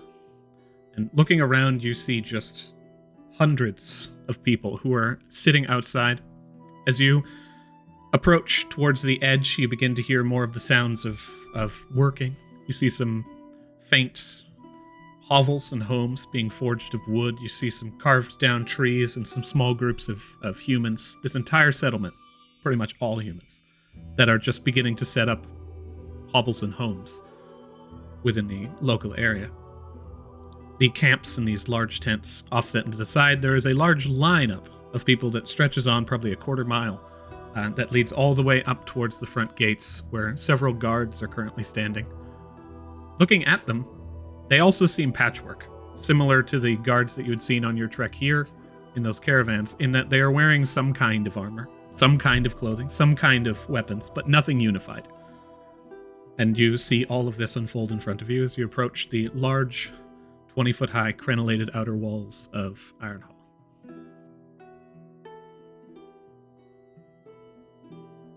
Mostly humans or dwarves or All humans. All humans. Within the encampment itself. As you look around, you actually don't see any dwarves on the outskirts of the city at all. Oh, that speaks bad. Might be... Is that the entire reason why? Wow. Sorry. Are you apologizing for them? Well, no, because it looks like you'll have an easier time getting in than I will. they're all humans. I They're all- think you'll yeah. will. No, I mean, that's the problem. These people probably all want work, and they don't want them coming into the city. It's the guards that are humans, right? Is that what you're saying? Everyone you see so far is human. Because we know there are other people here. They're probably in the city working. They probably want... And like, what? Don't the dwarves own the city now? Isn't that what the... They... Yeah. Hang on, just very quietly. They're just like, they should own the city. But I'm not so sure that that is true right now. Oh, well, that sucks. How Vincent about will we... also lead in. It might be nice if we keep some of our chit chat on the down low. Yeah. You can use my telepathy, or we can just whisper between each other, but we just need to establish it. Should we start in line, or should we have someone go around this camp and see what rumors they can hear? I can wait in line. I'm not really good at the rumor mill. I can have a look, dear. Jojo waits at the back of the line. They take the quarter-mile trek back to the end of the line, and you see, like, just the cursive glances towards you, Barmel to humans, almost just like, as you walk, it's just like, and it's just a wave of people looking over towards you. And you reach the end, and you kind of begin to just wait at the edge. You see this one kind of just traveler looking incredibly aged, maybe like early 70s, which is saying a lot for a human, who just kind of throws the hood up and just begins to try and keep themselves warm at the end of the line. As you begin to wait, Vincent, you begin to look through the area in search of information. Matilda and Killian, are you with Vincent? Killian wants to go separate from Vincent, just on the off chance that Vincent draws more ire from a bunch of humans than otherwise. Killian's hoping to, like, is Vincent going to like the front of the line, or like just No, into he's- the camp? Probably walk around the camp a little bit. Maybe look for people who are bored or just overhearing conversations as he's going through. He's a traveling minstrel, so he'll offer services where they're needed. Okay. Killian channeling all the energy of any of the gnomes that she. Oh, am I lagging? Nope. Okay. I think, yeah, there was just a brief kind of like robot for a second there for Matilda. Killian channeling all the energy of all the gnomes she's ever met, pretty much, is going to just like stroll up to the like front of the line, and just like inquire to like a guard, like, yeah, she'll like walk up to like, so what's somebody got to do to get in front of the line here? Is this gonna take a long time? I got things to repair and stuff, you know. Roll a charisma check. I love how much this feels like someone pretending to be. Well, frankly, that's how gnomes are. I've got things to tinker. Yeah. Just charisma or persuasion? In this instance, I think you're just trying to pull that charisma out. So in this instance, it's charisma because I don't know that there's too much need for persuasion here. Fair enough. If I drop a couple gnomish words in between common and with like little gnomish hints, do I get advantage? You absolutely have advantage. Nice. Nice. Pretty good. 17. They look down at you like you're an oddity, and there are some guards spattered around here. There's actually, to bring this up, there are two kinds of people that you see that are armed. There is one that seems almost more like a city militia, and there's, because they're actually unified, and you can see a sigil of a crossed war axe with a crossed, like, iron great hammer, with a lightning bolt carving through the two of them. Of those, there are them, and then there are the others who are kind of this patchwork guards. Who do you choose to approach? At first glance, does the ones with the more unified symbol, like, do they seem to be more important looking? Like, at a quick glance, are the militia like outside and like throughout the camp, and then like those guys are like further in the city, or is it like they're just kind of all over the place, one way or the other? As you spend some time kind of investigating them and trying to determine the nature of what they're doing, I would say that at this point, I got a little ahead of myself previously. Let's roll a spotlight. Okay. Vincent got 8. Jojo got 7. Oh, whoops. Oh, I don't know why that happened. Matilda has 1. Two nat ones. Matilda Well, at rolled least a you got them torment. out on- Yep. Oh, Killian got a 1 as well. Ooh. Yep.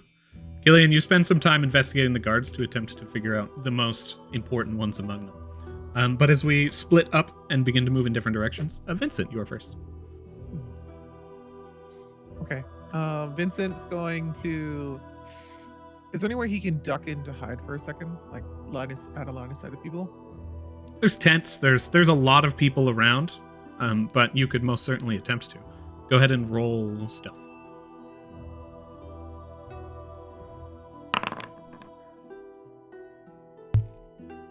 Okay. He just wants to get at a line of sight of people.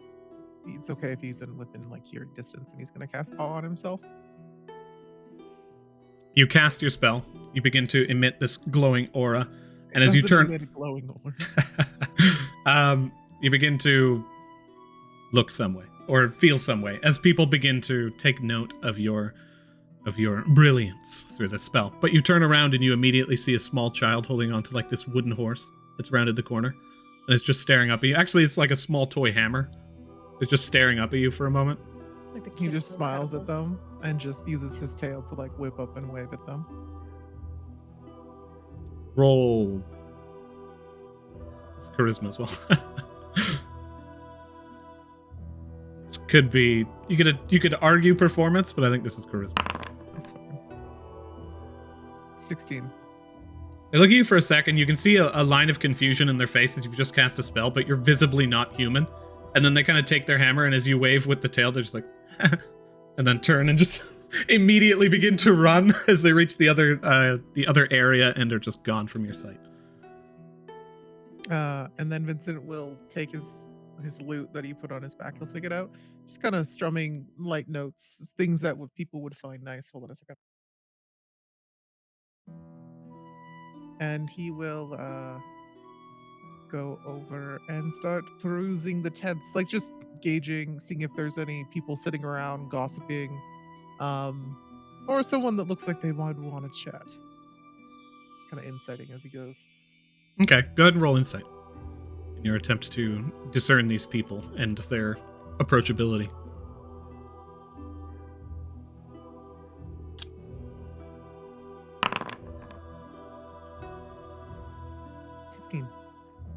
You see a few groups that would actually be pretty approachable. There's a few that seem very diligently at work, but they look tired, as though they've been here for quite a long time. You can see that they look more ragged. Their clothing is more worn. But as you glance around, you also see another group that is the polar opposite.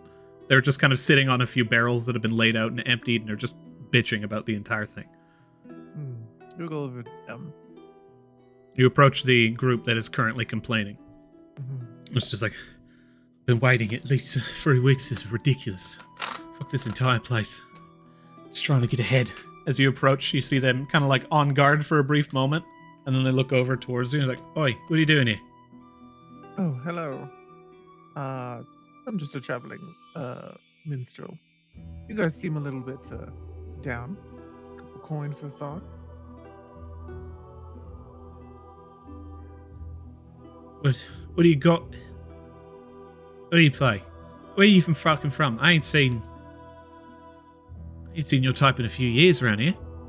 I can't remember the city, but we had planned to say we were from somewhere. Jojo had told everyone that we were from Fairhill.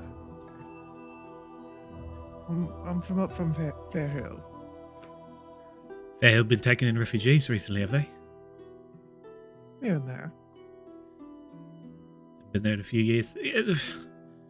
Let's say what goes for music in Fairhill then. You see the other guy's just sitting there like in mild confusion, but kind of just enjoying this entire exchange, watching his friend flounder slightly. In exchange, any information about the area, it always adds to my tales. This place is fucked. Well, hopefully you like this. And he will play a little ditty. Go ahead and roll performance. Ooh, 14. Not bad. A 4 and a 2 for a 14. You roll a 14. Amazing. You sitting back, you begin to... You're using your lute, you said? Yeah. As you begin to strum on this lute, and it's, again, the one that you got from God, the troll. Oh, then I get an extra 1 to it, so it's 15. You do indeed. Okay, for 15 does change us a little bit. And listening into this just kind of dissonant sound, people, they're listening in and just going like, right, it's not bad. As they begin to sit back and kind of enjoy the music of the times in the area, the constant sound of hammering and sawing around you, they're just like, we've been waiting in front of this place for weeks. They keep letting these fucking caravans of sick people through, coming in, traveling on the road, and they got caravans full of people. The Lyrian Order's been pulling them in like nothing. It's utterly ridiculous. Meanwhile, workers like us, honest fucking people, just looking for somewhere to go. Valley been shut down pretty much recently. It's utterly ridiculous, and they just keep going on about all of their work woes. Sick people. Yeah, they've been coming in by the cartload, they have. Like they're entranced. Going around, or? Yeah, they got treatment in the city or something. The Lyrian Order's been gathering people like mad. Interesting. They say they're containing it within the city, and it's ridiculous. You fearful that it might get out? What if it becomes an epidemic of some sort? I heard you just got to wash your hands. All goes away. Well, if that was so easy, why are they coming in cartloads? Got no water but to drink. I'm going to wash my hands, and the only thing keeping me alive on the road for 3 weeks are you. I don't know how you all work. Do you drink fire then? Honest question. No, dear. Oh, and he'll put his hand quite close to not enough to hurt him, but far closer than a human would ever do, because he's resistant to it. It just doesn't work as well on us. You see the two exchange a small coin pouch, as the one guy's just like, takes it and throws it in. The guy you've been talking to kind of begrudgingly hands it over. Vincent smiles at the dude who just won. Good. You seem to know a little bit more than your friend here. He's an idiot. Don't worry about him.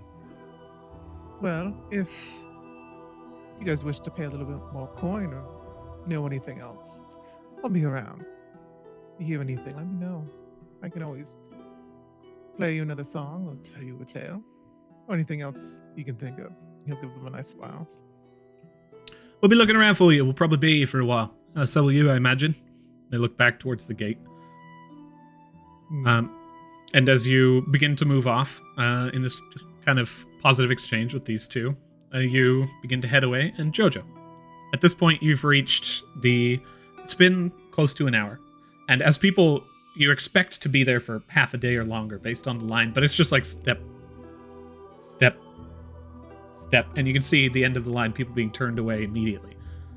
As you begin to approach, you reach the front of the line and you see these two ramshackle, just patchwork guardsmen standing, long spears, look towards you, give you a look, not accepting any more workers today. Sorry. What are you doing? Why have you come here? Came here for work. Not accepting any more. Next. Who are you accepting? Next. You see the two kind of grip their spears as though that's intimidating. Jojo smiles at them when they do that and then turns around and walks away. She does like a very like playing into the half-orc stereotype where she's like, "Oh, are we fighting?" And like She hesitates for like a second. she's like, "Oh, yes, that's what I want." And then just go ahead and walks roll away. intimidation. And intimidate an orc. They think it's playtime. That's 18. As you turn and walk away, you hear visible, just like, you can actually hear the puckering end. As the two who are standing at the gates just loosen their stance, and they're just like, next! As the next person in line begins to approach. I think Jojo's gonna instead walk around and look for some people that look relatively like the half-elf and the dwarf that we have previously seen. Okay, Or go the ahead and family. go ahead and roll perception. And Orion. Or did you say perception? Orion was the whizzy boy. Sorry. Keith. You said perception, right? Indeed. That's quite good. A 17. As you glance around, you see two humans, two particularly human-looking humans. One of which a young woman and a very short and stout human man with a very human-like beard, who is standing off to the side, just kind of glancing forward towards the entrance to the city. When you walk up to them, they're just like, "Yep, human." Yeah, Jojo goes up to them and is like, "So how long have you been waiting?" Roll persuasion.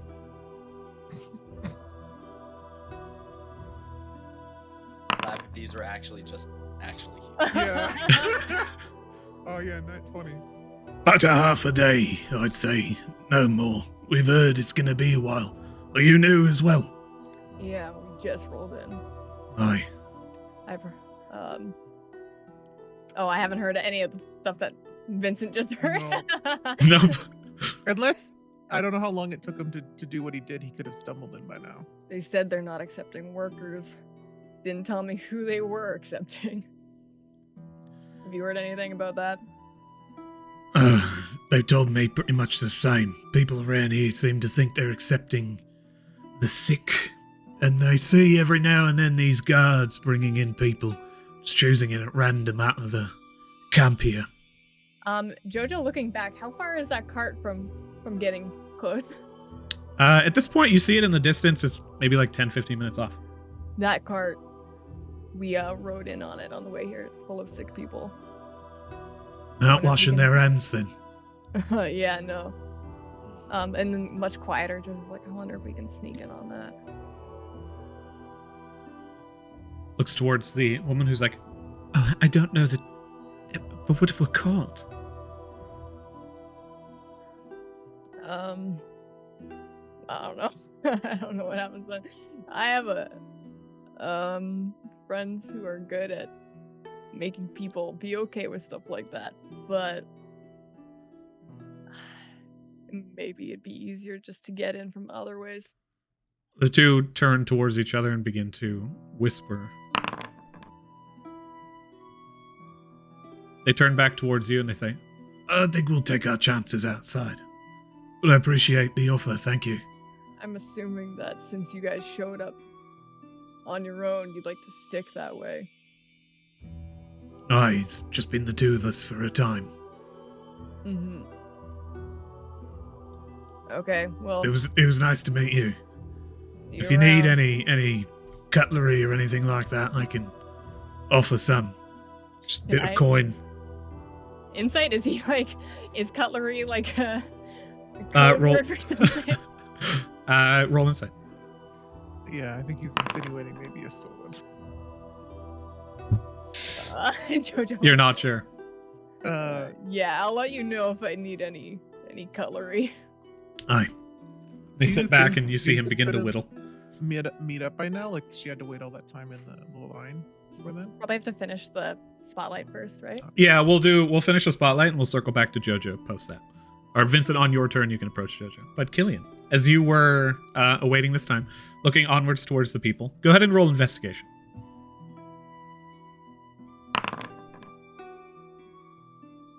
Not very good. 11. With an 11, you're not entirely certain about the pecking order here, but you do take note that there are significantly more of the guards that seem organized here than there are of the patchwork ones. They don't seem to interact with each other very much, but there's maybe 3 to 5 of the guards who are wearing tabards and some padded and some hide, and then there are probably close to 12 of these city-esque looking guards. I think Killian will go to one of the city-esque looking guards, the ones that don't have the patchwork clothing and stuff. Alrighty, and with your previous check, they look down towards you and just like, I haven't seen a gnome around these parts in quite a while. It's a pleasure. What can I help you with, young one? Or old one? I appreciate your candor. My name's Cloya Lightwalker. Bleh. Sorry, the road has been full of dust. Just getting in my mouth. Cloya Lightwalker. Lightwalker. That's right. The Luminists. Does Killian need to roll a deception to not trip over the fact that she's given a name that exists in this area? No. All right, But they seem she- to recognize the name in some way. She stumbles a bit. She says, related somewhat. Must be hard. It's I've heard of the creations of the Lightwalker clan. It's to be a distant relative. I myself have quite the father to stand in the shadow of, so I can understand. Were you waiting to get into the city? You know, I was, but I mean, it looks like they're just turning people away left and right. I'm afraid that is the case. The city itself we've cloistered quite a few people within. There's some kind of a pox kind of going about the city. And the forges within, do not worry, they remain unceasing. If you are here for the Lightwalker family, of course, then feel free to tell them that the city will continue its productions. Well, I'm here for more selfish business, actually. I'm looking to, like you said, it's a big shadow to walk in on. So I'm looking to branch out a little bit. Maybe that means I have to change my last name. If it means that I'll get a little bit more, personal respect. But I'm just trying to make it on my own. I envy the freedom of you gnomes. My last name is like a shackle. But I live up to it well, I think. And then another guard walks up and is just like, is this guy talking to you? And he looks towards you and says that. It's like, kind of shores up. Why, yes, he has been. And it's been a delight after all this time on the road. Good then. turns and begins to make his way away, and the other guard looks at him. It's just like, anyway. I'll like tap my temple, be like, yeah, and I'll turn and say, excuse me, you wouldn't perchance need the assistance of a very skilled, very hardworking craftsman, would you? I realize I'm not, I'm seeing they're turning people away at the gate, but I'm not just working. I work with my hands, not with my arms. Surely there's someone that needs someone. He raises his hand. He raises his hand halfway through the statement, and it's just like, it's gonna give you the same honesty that my lad here, I'm sure, has been telling you for a few minutes. They ain't looking for anybody. Turning people away left and right. Sorry about that. I'm sure you're great. But, afraid not. He turns and just leaves before you respond. Killian's gonna use like a gnomish swear word, and then turn back to the other guy and it's like, how do you become a guard? I was actually chosen for this position within the last few weeks. There's promises of moving into the inner city if we perform well enough. So it's I think you're chosen, kind of, in a way. But it's been great so far these last few weeks. Well, all right. Well, maybe I'll have to try my hand. He looks over towards... Do they accept gnomes as guards? I don't actually know of too many gnomes within the city, but I certainly hope so. It's been a wonderful exchange. So many people are so morose today. Well, you can't let life get you down. Otherwise, why bother, right? Why would I have gone all that way on the road if not to at least try to do something new when turned away at the gate? He reaches a hand down to shake your hand and says, "My name is Arden. It's a pleasure to meet you." I meet it, shake it vigorously. He's like, "Oh, you're stronger than you look." Shakes his hand in slight bit of pain. That's just a gnomish trait. She did just say that she always works with her hands. Yeah. As this conversation continues, he basically begins to talk about like his family in the city, and he's like, half of my family has moved up to the inner city already, and I'm already seeing progress within my work. As the camera like pulls away and shuffles over towards Matilda. Matilda, what have you been doing in this time? We'll say real quick, what started as like a fully deceptive conversation, when this guy starts talking about like, oh, like my family's doing really well, like Killian, I think it actually gets invested. It's like, oh, that's really great to hear. Like, good job. This is such a wholesome conversation. It was so nice to listen to. Matilda. Vincent would be proud.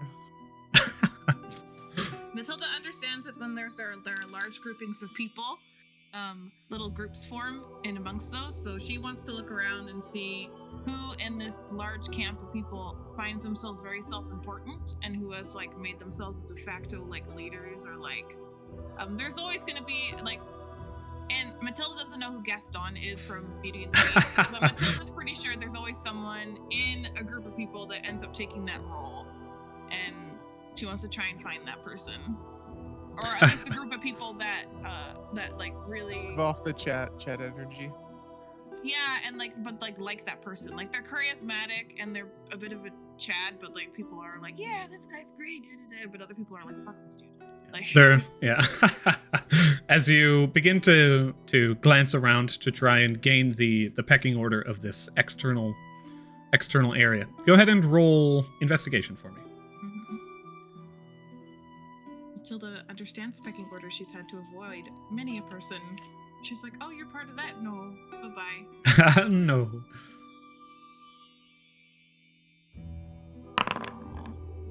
Could also include Janet.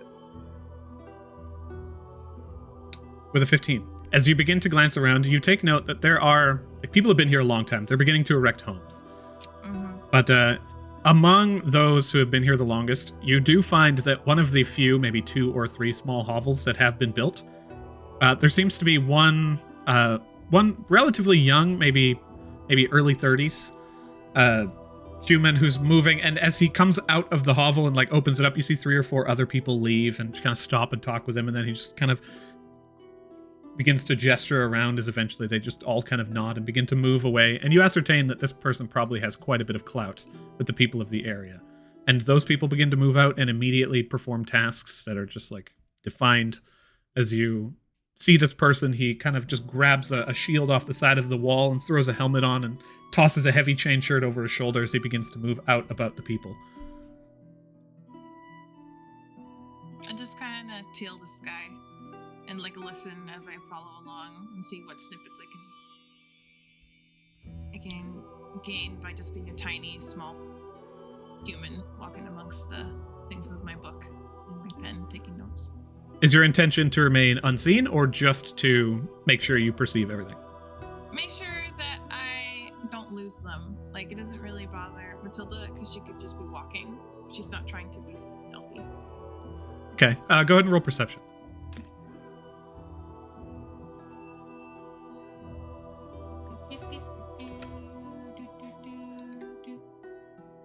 Hold on, but thank you. Oh, Matilda!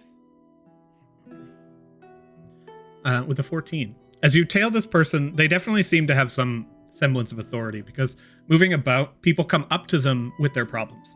And I've just been like, it has been 6 weeks. He's like, I'm aware, but it seems like the shipments of bread haven't come in quite yet. Tell you what, head over to my house. Take the young ones there. There's some stew that has been burning. Ask Goethe to give you a bowl. Thank you. And then moves about, and then as he continues, he finally manages to dress in this just kind of like pale chain.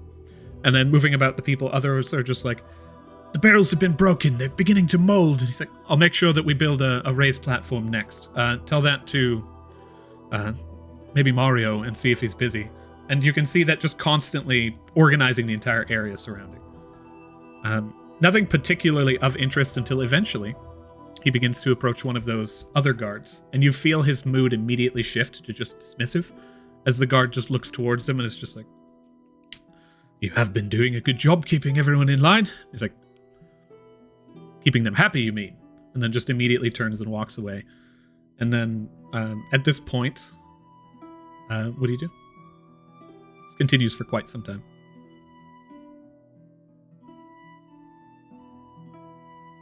I'd like to see if there's a point where, like, there becomes like a lull in people coming up to speak to him. And then I want to take a chance to talk to him. You approach as he silently sits down and takes this just wooden bowl, draining it into a small barrel of what looks like maybe milk, and just begins to take a sip. And as you approach, he doesn't seem surprised. He just says, were you new here? Yes. He reaches a hand out. Well, welcome to the family, I suppose. I don't want to shake hands because I've heard that there's a germ going around about washing hands, so I'm not trying to be rude. I've been entirely my mistake. I'm sorry, you are correct. It doesn't seem to have spread to anybody out here. At the very least, we've been lucky. My name is Herod Bree. If you need anything, please don't hesitate to ask. Do you have lodgings? Yes, I've been following you, and it seems like you are in charge. And well, at least of keeping the people settled and probably from rioting. But I am a traveling physician, and I came here from Fairhill to see if I could help the people that are sick. He looks you up and down and sees like the like comfortable clothing that you wear, and looks around at the people who are wearing no more than thick burlaps and leathers. You're a blessing, absolutely. There's many are weak from travel on the road. Many have come from Valley as well, where things are not going quite as well. I was hoping to get into the city to help stop the outbreak. You see, there's like a lot of conflict on his face. Let me see what I can do. Do you have a location that you are regularly? This is quite something. I just arrived. I was communing with my goddess, and she said that my purpose was to come here, so I came here. Who do you pray to? Sure, right? Who would be? I don't know if Matilda would know, but may I roll a history roll to see, or religion or whatever, just to see if Matilda would know someone to say? Absolutely. Go ahead and roll religion. Okay.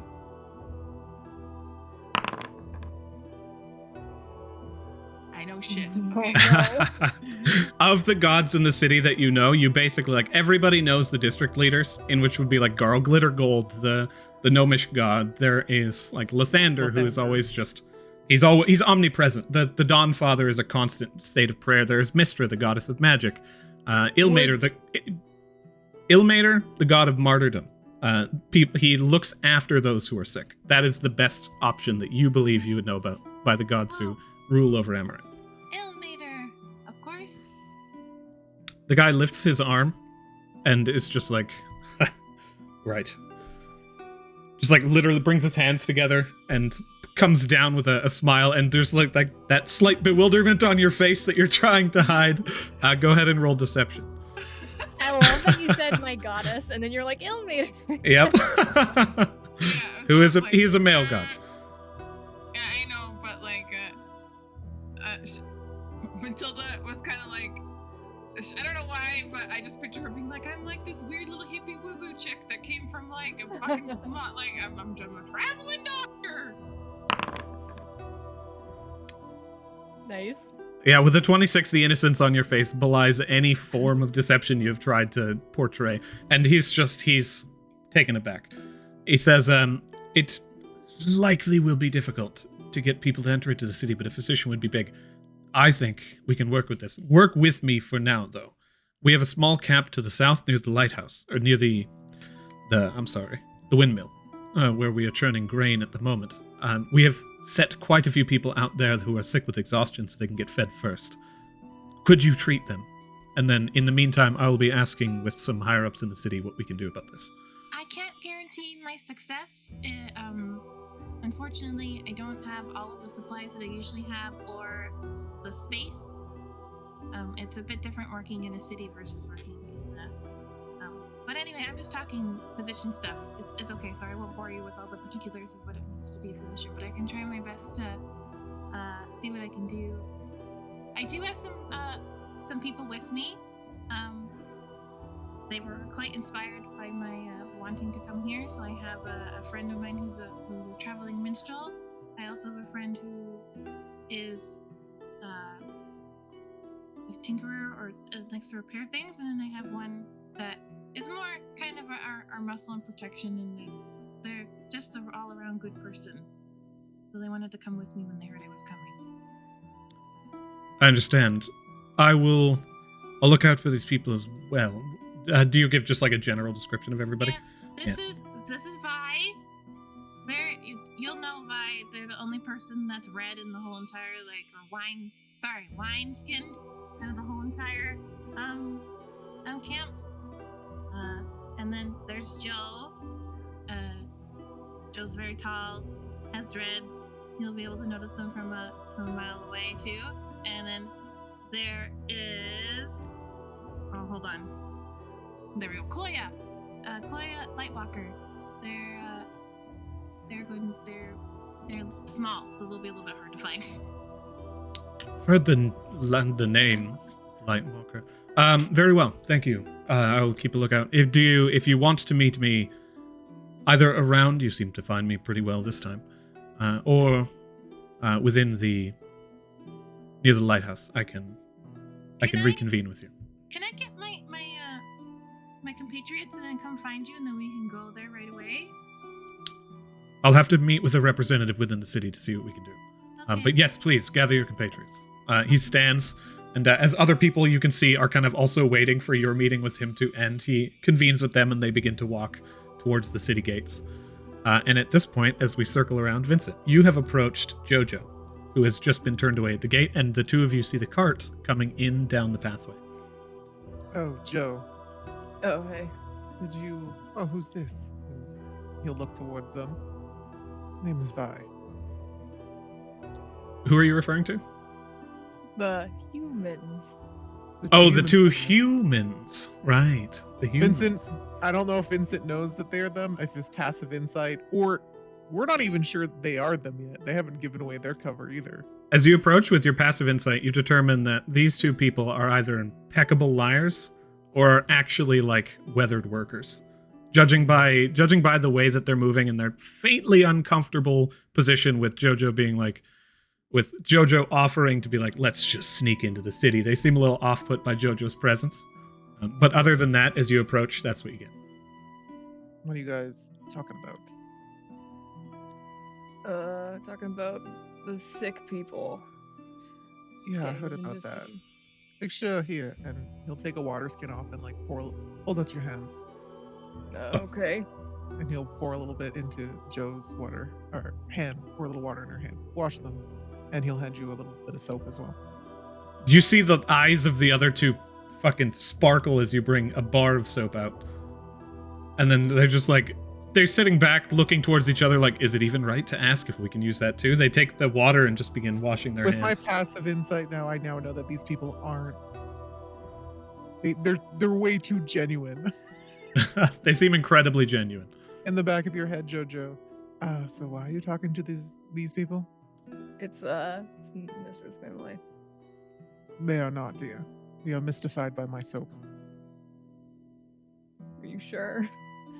Are you doubting me again? You seem Yeah. to do this a lot. I'm pretty Undoubtable. sure. Well, unless you want to make more idle chit chat with them, involve them in our project, we should Okay. probably ditch them. At this point, you guys hear a heated conversation that turns relatively emotional between Killian and a guard. Chloya and a guard off to the side who's beginning to talk about how he's so happy that his family can finally find like the treatment that they need on the inside of the city. And looking out, the other two kind of like glance around. And Matilda, at this point, you have also kind of begun to move back. You spot this group off to the side as everyone slowly kind of takes note of each other's current positions. I'll try and, as I get closer to Killian, I'll try and signal the back of her head, like, hey, try and break away from this. She still isn't like fully used to receiving the telepathic messages when she isn't like with you. So you see her just kind of like stiffen, and then like just like Gnomes are weird. remember herself and like keep nodding to like whatever this guy's saying. And then yeah, she doesn't even respond to you. She just kind of like, okay, well, it's great. I'm sure I'll see you around because I can't get in. And then yeah, so like just kind of turn around in like a little bit of a circle and then just start walking in a direction until she thinks she can kind of wrap around to find. If I notice Killian walking in a different direction, I'll just telepathically be like, I'm to the north. Oh yeah, no, I know. I'm just I'm playing it cool. Good job. You have a knack for this. And he'll go back to stand next to Jojo. Yeah. Once we all like meet up again, Joe's gonna be like, so what's our plan here? I have found the Have we, person. oh, sorry, just to interrupt. Have we shooed the other two people away yet? Or Yeah. walked away? They're sitting in a place that seems to be like their spot. You guys could leave them, but if you're like, now get off wherever you are, No. we're taking your spot. They'll be like, huh? Yeah. And Jojo, like, as Vincent's like, these aren't them. And she's like, I'm pretty sure they're them. Could she like roll like a like to see if like look over their conversation and be like, I'm pretty sure like they said some things that would make them obviously them, right? And her accent was the same. Go over the The conversation with the yeah. humans and be like, no, that was totally Yeah, Mistress Vincent family. I will feel help very Vincent gaslighted. this with her in her head. Does it feel like Vincent's maybe a little bit distracted today, or 'cause are they just really good at what they're doing? You guys can roll a group investigation check. Me too. Just the two of them, because they're unless you are there. No, That's fine. It's fine. I just wanted to. When you say group, I'm like, all of us. Yeah, 17. 17. Judging by the conversation that you had with them, they look incredibly similar to the other two. like this cutlery is like the main thing, the only thing that you could find to break this. If they have fucking spoons on them, they're probably not the people you're looking for. If they're sus, when you mentioned you'd like some cutlery, then that's probably the giveaway. But judging by this conversation, Vincent seems to know what he's talking about. These people are either masters of deception, or they are actually just some people. I could, in the back of your head, I can freak them out and try to speak to them. And I don't if think- them, they can tell me to fuck off. I don't think Jojo was actually talking to you about her going over this. Oh. Yeah. Jojo wasn't like, that was just all in her head being like, I feel so gaslighted. Are they really not them? So. Ah, gotcha. Yeah. Yeah. So anyways. Okay, that's what where were we you gonna say, sit. Matilda? I spoke with the person that seems like they're in charge. I told them that I want to give my services as a traveling physician to help the people that are dealing with the outbreak in the city. So they're gonna go speak with someone to see if they can expedite the process of us going inside. You see a bar of soap fall on your head. Yeah, and a couple drops of water. Scrub them. He'll do the same thing for Killian. Good. I was tasked with hopefully helping some people near a lighthouse, maybe. I told them that I was traveling with you, and you wanted to come along with me because you were very inspired by my desire to want to help the people here. Came here from Fairhill to do just that. Of course, Okay. dear. I feel like that might take a while to get in. Do we? Yeah, because they're gonna put us to work, and we could just sneak in. What they do? Good at sneaking in. You know, Well, I they're- can- yeah. We're like whispering here. Yeah. Use invisibility. Can we on the cards. wait until Herod? Was it Harold or Herod? Herod. I can write it in the chat. Well, let's wait until Herod gets back. He said he was gonna go. He did say he was gonna go talk to them right away, right? Yeah, he seemed to be moving in that direction. Yeah. So he's doing that right now. So let's. Looking at the cart, we've got like 15 minutes, right?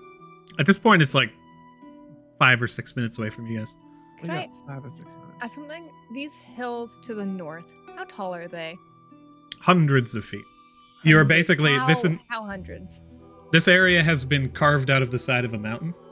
This area is like a faint plateau that leads up over, but even underneath the hills in the distance, like over here Like on the 600?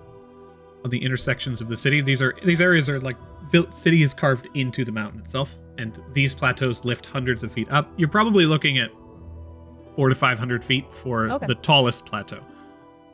Okay.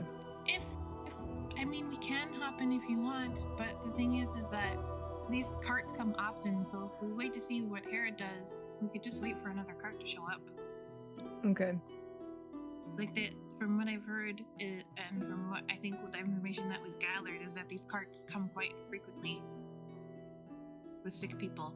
Well, it seemed to incline that people are coming. It could be a couple of days to maybe a week between each, though. We could probably, while we're waiting though, maybe have Mo scout inside the city. Sure. I don't think it'll be too much of an issue. And then Vincent will like look at his nails. No, right. You're fine with that, right? I want another berry. After you do your task. 2 berries. Post-dated. I could give you none. Roll intimidation. Wow, this will be with advantage actually. So we'll look at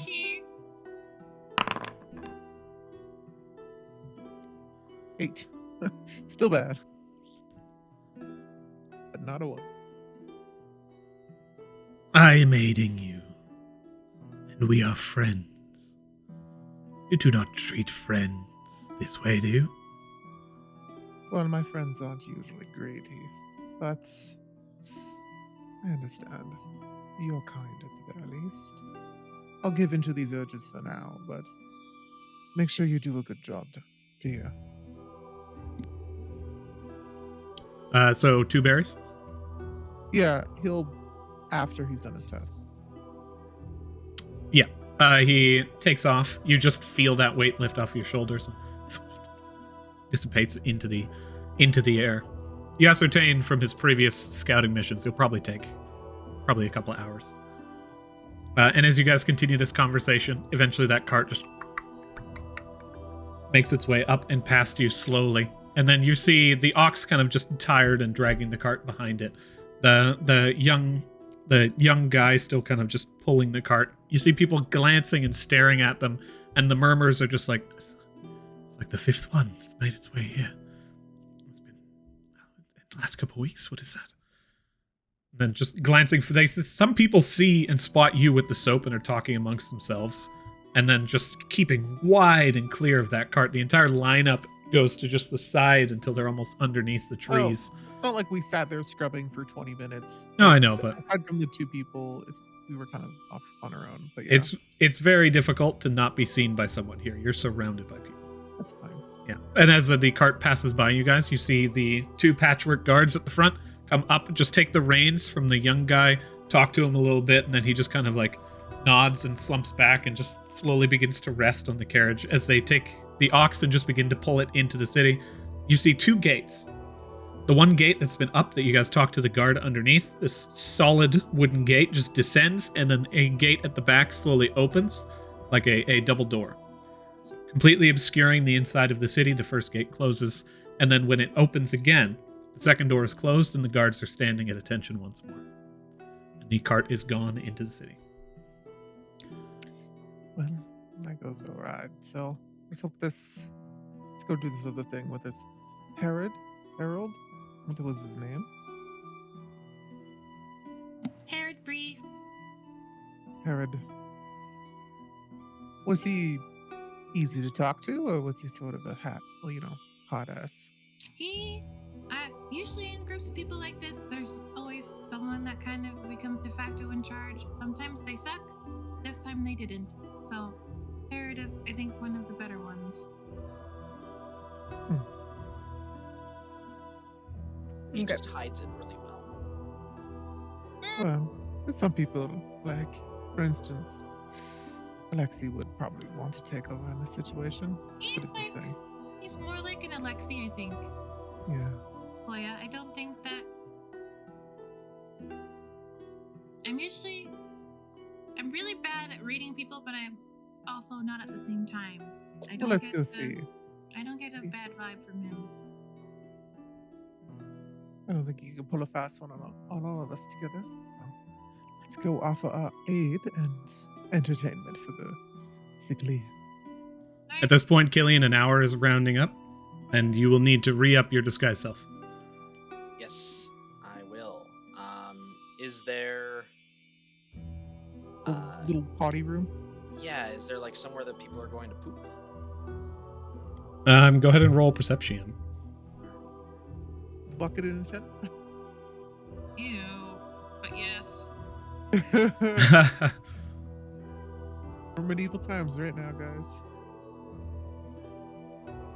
Perception. Yeah, you got no copper plumbing. Oh no. Ooh, with a natural one, you do not see anything organized like an exterior porta potty. All right. You need me to hold up my cloak around you or something? Is there just like a any of those big trees, or has it all been clear cut within range of the campsite? The trees that you find here are kind of these just like thick, almost palms, but you see that the leaves from the top are just like 15 to 20 feet high, and there's no cover save for the trunks. Yep. All right. Me and Jojo hold up our cloaks. Maybe you're getting changed. Like, who knows what's going on here? We're Yeah. being good friends. All right. Stand around them, look casual. Yeah. We'll be weird, but not Yeah, it's obviously magical. It's just like if you're at the beach and someone needs to change and you put the towels up. Like, if anyone glances, they're assholes. You guys have found the loophole. Say let me see disguise self. Just need to make sure that you obscure all of the components. People are not going to stare at you nor pay any attention to you while you're doing this. And it's only a verbal and somatic So and the I'm not verbal sure how that works when cast from an item. It's the same. The item just allows you to cast the spell basically at will. But as you begin to cast the spell, Ooh, I got very something. difficult to get out of hearing range of people. Yeah, I'm gonna do something. Hey, Matilda, can you hold this? And he'll like point to the corner of his cape that he's holding up. Yes. Okay. And she's doing that. He'll take the lute over, knowing how spell worked and how we're gonna need to hide this, and just start playing a ditty to try and cover up the. The verbal component, totally fine. He's bored. He's Totally acting like he's casual. bored. Yeah. You guys have worked out a system that works here. You are drawing the attention of people now, but as they see like someone else just being a cloak held over them, they're just like, oh, I wanted to watch, but and then they just look off into the distance as this just awkward exchange happens dozens of times. But as you cast the spell once more, Killian, the cloak comes down, and you guys are good. You have a system for this now. Nice. Nice. I usually end it with like a, whew, thanks guys. Some of the people passing by are just like, gnomes. I say a gnome loves everything. And then they just begin to pass by. As you guys now go to, what do? Do you attempt to find Herodbury? I believe so. Yes. Go ahead and roll perception. Group perception? For everyone, yeah. Oh, Would I does have- Matilda at least give us like a description of what this person looks like? I don't think I gave you a description of what this person looks like. Terribly Not sorry. really. You said he was wearing like chainmail and Yeah, he has had a shield on his back, and that's about it. He's a tall human. He's very broad shouldered. He looks as though he has a bit of training at the very least. And the armor that he wears, though old, seems like it's seen service. You said he was like a 30-ish years old human. Yeah. What color hair and how is it like workman face with the like stubble and stuff? Got somewhat of a squared jaw. He has faint stubble that looks like he's only recently shaved, but it's like pretty rough cut. He's got brown eyes and light brown hair, almost blonde. Cut short, kind of like almost shorn with some kind of like simple Razor utensils. blade. Matilda would have made no. Vincent would for a different reason, but Matilda does because she likes using this information as leverage. Does he have a wedding ring on his finger? He does. He has several rings, most of which copper, but he has a silver banded wedding ring that you had previously seen. Mm. He also has a ring that is basically just like twine. And Matilda as you would guys, assume that from his kids. that's a fair assumption. Yeah. As you guys are looking for him, you cannot find him. Glancing around the area, looking for kind of the entourage that follows him, he seems absent. Matilda did not roll. Which might change the results of this. Oh, for perception? Okay. Yeah, it's a group perception. Oh, Bad. sorry, I read the second Killian one from before. And then, would Matilda have advantage having like followed him around earlier today, kind of knowing? Actually, what he took? In this case, for a group perception check, over half of you have failed, so Matilda's roll would not make a difference. Okay. But I still want to roll. Okay. Gotcha. As you guys are searching for him, you do not find him. But Matilda, you do know he said that you could find him later on at the lighthouse area. Yeah. Okay. Well, let's go ask where this lighthouse area is. There's some people I need to go check on. Sorry, not Vincent a lighthouse. My bad. As a Mill. windmill. Windmill. Okay. Vincent will go up to that god that Killian was talking. Do you know where the windmill is around here?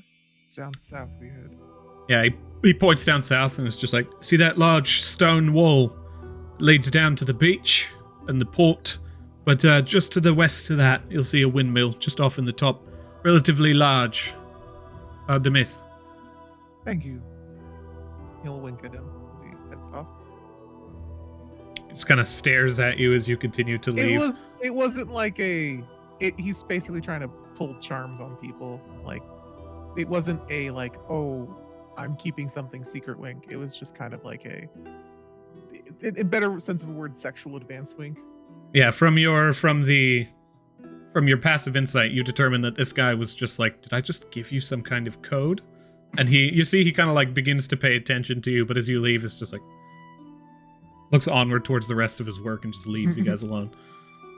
Traveling down south, eventually you find a small group of people, maybe 20, who have been set up on just wooden boards on top of the solid packed earth underneath, set up outside this windmill, some of which waiting off in the corner. And every now and then you see this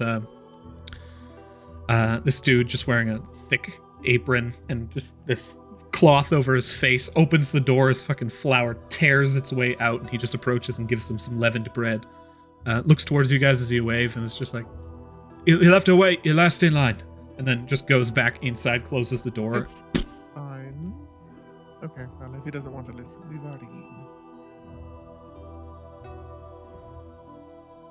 And then you guys wait here for another If he comes hour. back out, you keep it. We've already eaten today. The people that are sick, like what you said, they're just out on boards. Indeed. Matilda just like goes up and down and just starts like staring at them and making notes. I think someone approaches you, Vincent, and says, "We noticed you had soap. How much are you selling?" Sorry, dear. I only have the one. We'll buy it. It's used, but it's fine. Soap makes things clean. You can't have dirty soap. Well, I'm assuming you need it for these individuals. No point towards the people on the boards. No, they're fucking sick already, man. We got our own to care about. Well, we're waiting for Harold, so he might want it. You never know. You see as this person's like There right now. eventually like dejected, they just turn and begin to leave, and then a small group of people that they meet up with begin to talk amongst themselves and look back towards you guys, and then eventually just make their way off into the distance. What you get for, taking animal fat. Which is what soap is made out of. As you wait another hour, that person does kind of come out and just hand a freshly cooked loaf out to the people. You tell them that you don't need food, and they just kind of give you a nod, and you see their just kind of busy demeanor going back to work. But shortly after, Matilda, you begin treating people, you said? I'm like taking notes and like looking at like visual symptoms and like documenting what I can see. And I am not touching anybody yet because I have not gotten permission to do that from anyone. But I'm just kind of like scanning. Go ahead and roll medicine. But also as you like approach them, clearly like somewhat nicely dressed in comparison to the rest of the people around here, and very visibly educated. You very quickly move in amongst the ranks, and they begin to just be like, "It hurts everywhere." They raise their hands, and you see that same kind of just aging down the extremities, some of which reaching like into the inner chest and just like wrinkles inset into the skin.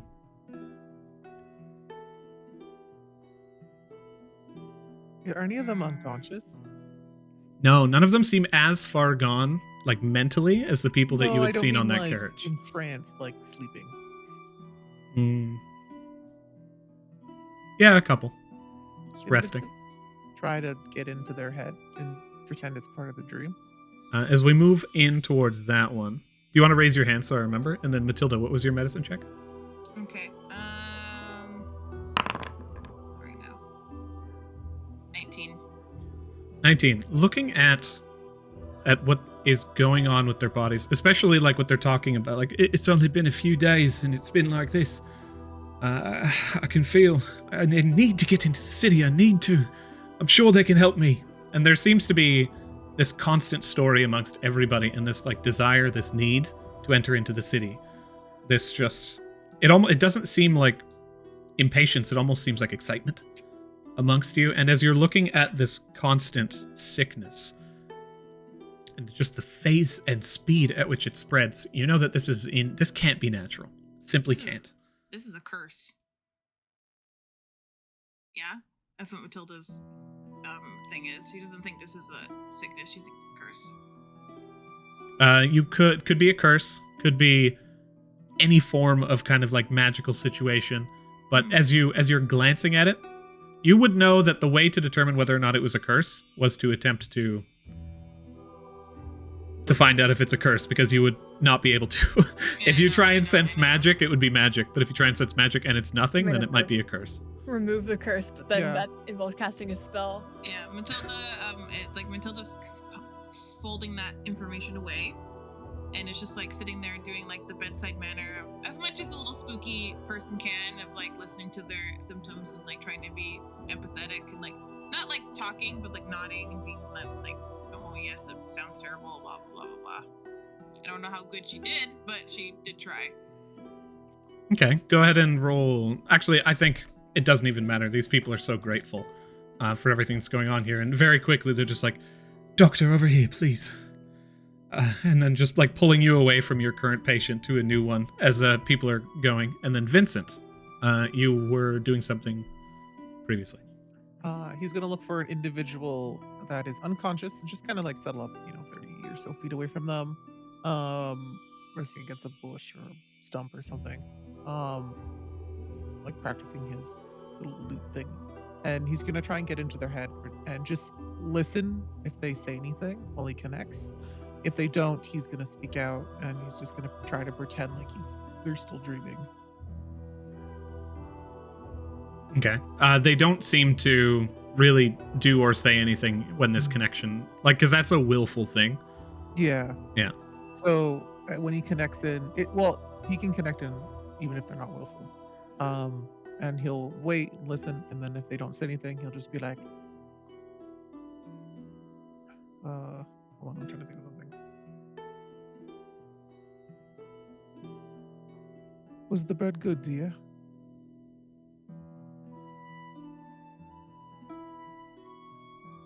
He'll say it kind of like ominously. Fuck you. You fucking taunting me now, are you? I'm so hungry. I can get you some. No, he's gonna eat it in front of me again like the first time. He's so cruel. What did I do to deserve a brother like you? You can see, like, there's a person next to him who looks similar who's just rolling over and it's just like... Okay. How long have you been sick? You just won't leave me alone, will you? It's been weeks. You ain't even worse off than I am, but you're complaining. You won't hear me complain, will you? Can you remember why this happened? You're not taking it from me. You got your own. This one's mine. Then as he kind of like rolls over, he just begins to like clutch onto something at his chest and pulls himself into almost a fetal position.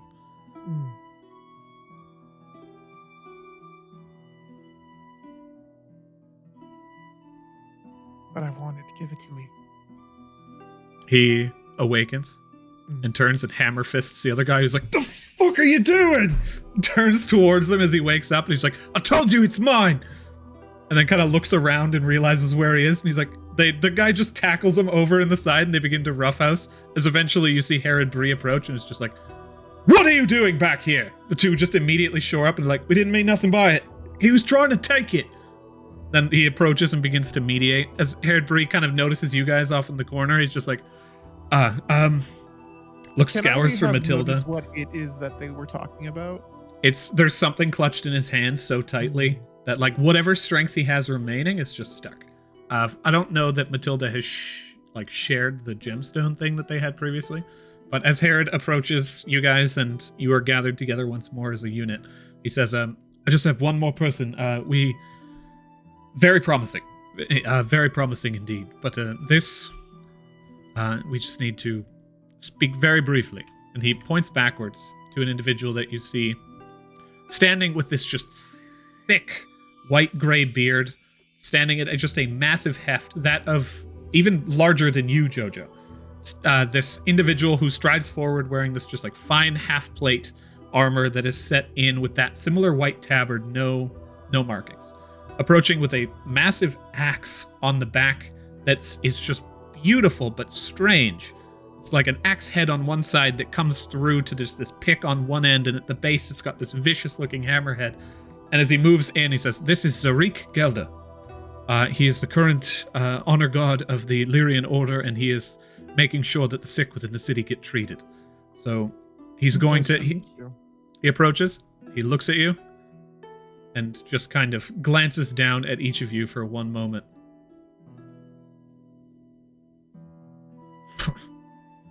I'm ignoring him. I'm helping my patients. As he just begins to examine each of you, takes a quick stare. I don't really care much for these ones, but...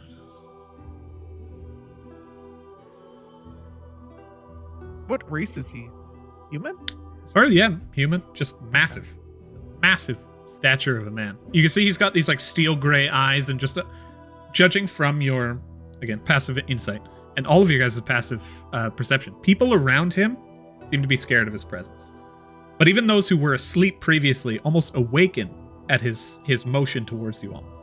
And as he begins to move in, you see in his eyes there is a cruelty to him. And as he looks down towards the lot of you, a faint smirk crosses his face as almost like an idea flashes through his mind. He says, "Oh, we could use more haulers. And we could put this one to use," and points towards Matilda. "Let him in." Turns around and just begins to walk away. Herod looks back towards him and then towards you and is like, "Excellent. I didn't expect that to go as smoothly as it did. Come on, here, follow me." No. I want to wait. I have some more work I need to do with the people here. We will be coming tomorrow morning. Herod stops and turns around and looks towards you, and then looks back towards some of the other guards that were kind of in his entourage in the distance. And then they look towards each other. He turns around and approaches you, leans down, brings himself down to the point where his squat is almost your full standing height.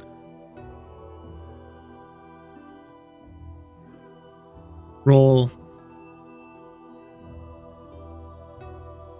What would this be? As he just stares you down and you stare him back as well. I would say roll a charisma contest. Just a straight force of will. What was this guy's title within the Larian Order? He is Zarik Gelda. I will write that in here as That's well. a check. And then his title is Honor Guard. Come on, Matilda. Do good. That is just a check, yes. Matilda just gives no fucks, so she... Come on, don't be cowed. Do your pom-pom proud. It's decent. He closes his eyes and you see just these wrinkles kind of form underneath his face, and he just gives a wide smile that does not reach his eyes. And he says, "You're a blessing." He stands and turns around and begins to make his way back towards the city limits. Those two guards kind of looking on towards you and then back towards each other, just like, okay. And they begin to follow in his stead. Thank you. I'll see you in the morning. Waves his hand and just continues to walk. The two guards in tow. And as they make their way towards the city, the gates, once again, slamming closed to obscure the interior before opening once more. And then he turns around with a booming voice from hundreds of feet away. You hear, "We'll come to fetch you in the morning." As everyone in the area turns and begins to pay attention towards your small group, that is where we will end today's session. Anybody have any closing comments? No. Woo! Woo! Matilda will turn to the different people in the group and, like, I don't think they like him very much, do they? Does not seem like it. He sucks. And I, like, go back into the tent. The people on the inside begin to thank you so much for your aid. And as Hera begins to move about, thank you all for coming once more to the Dragonleaf Tea House. And until next time, bye everybody. Bye.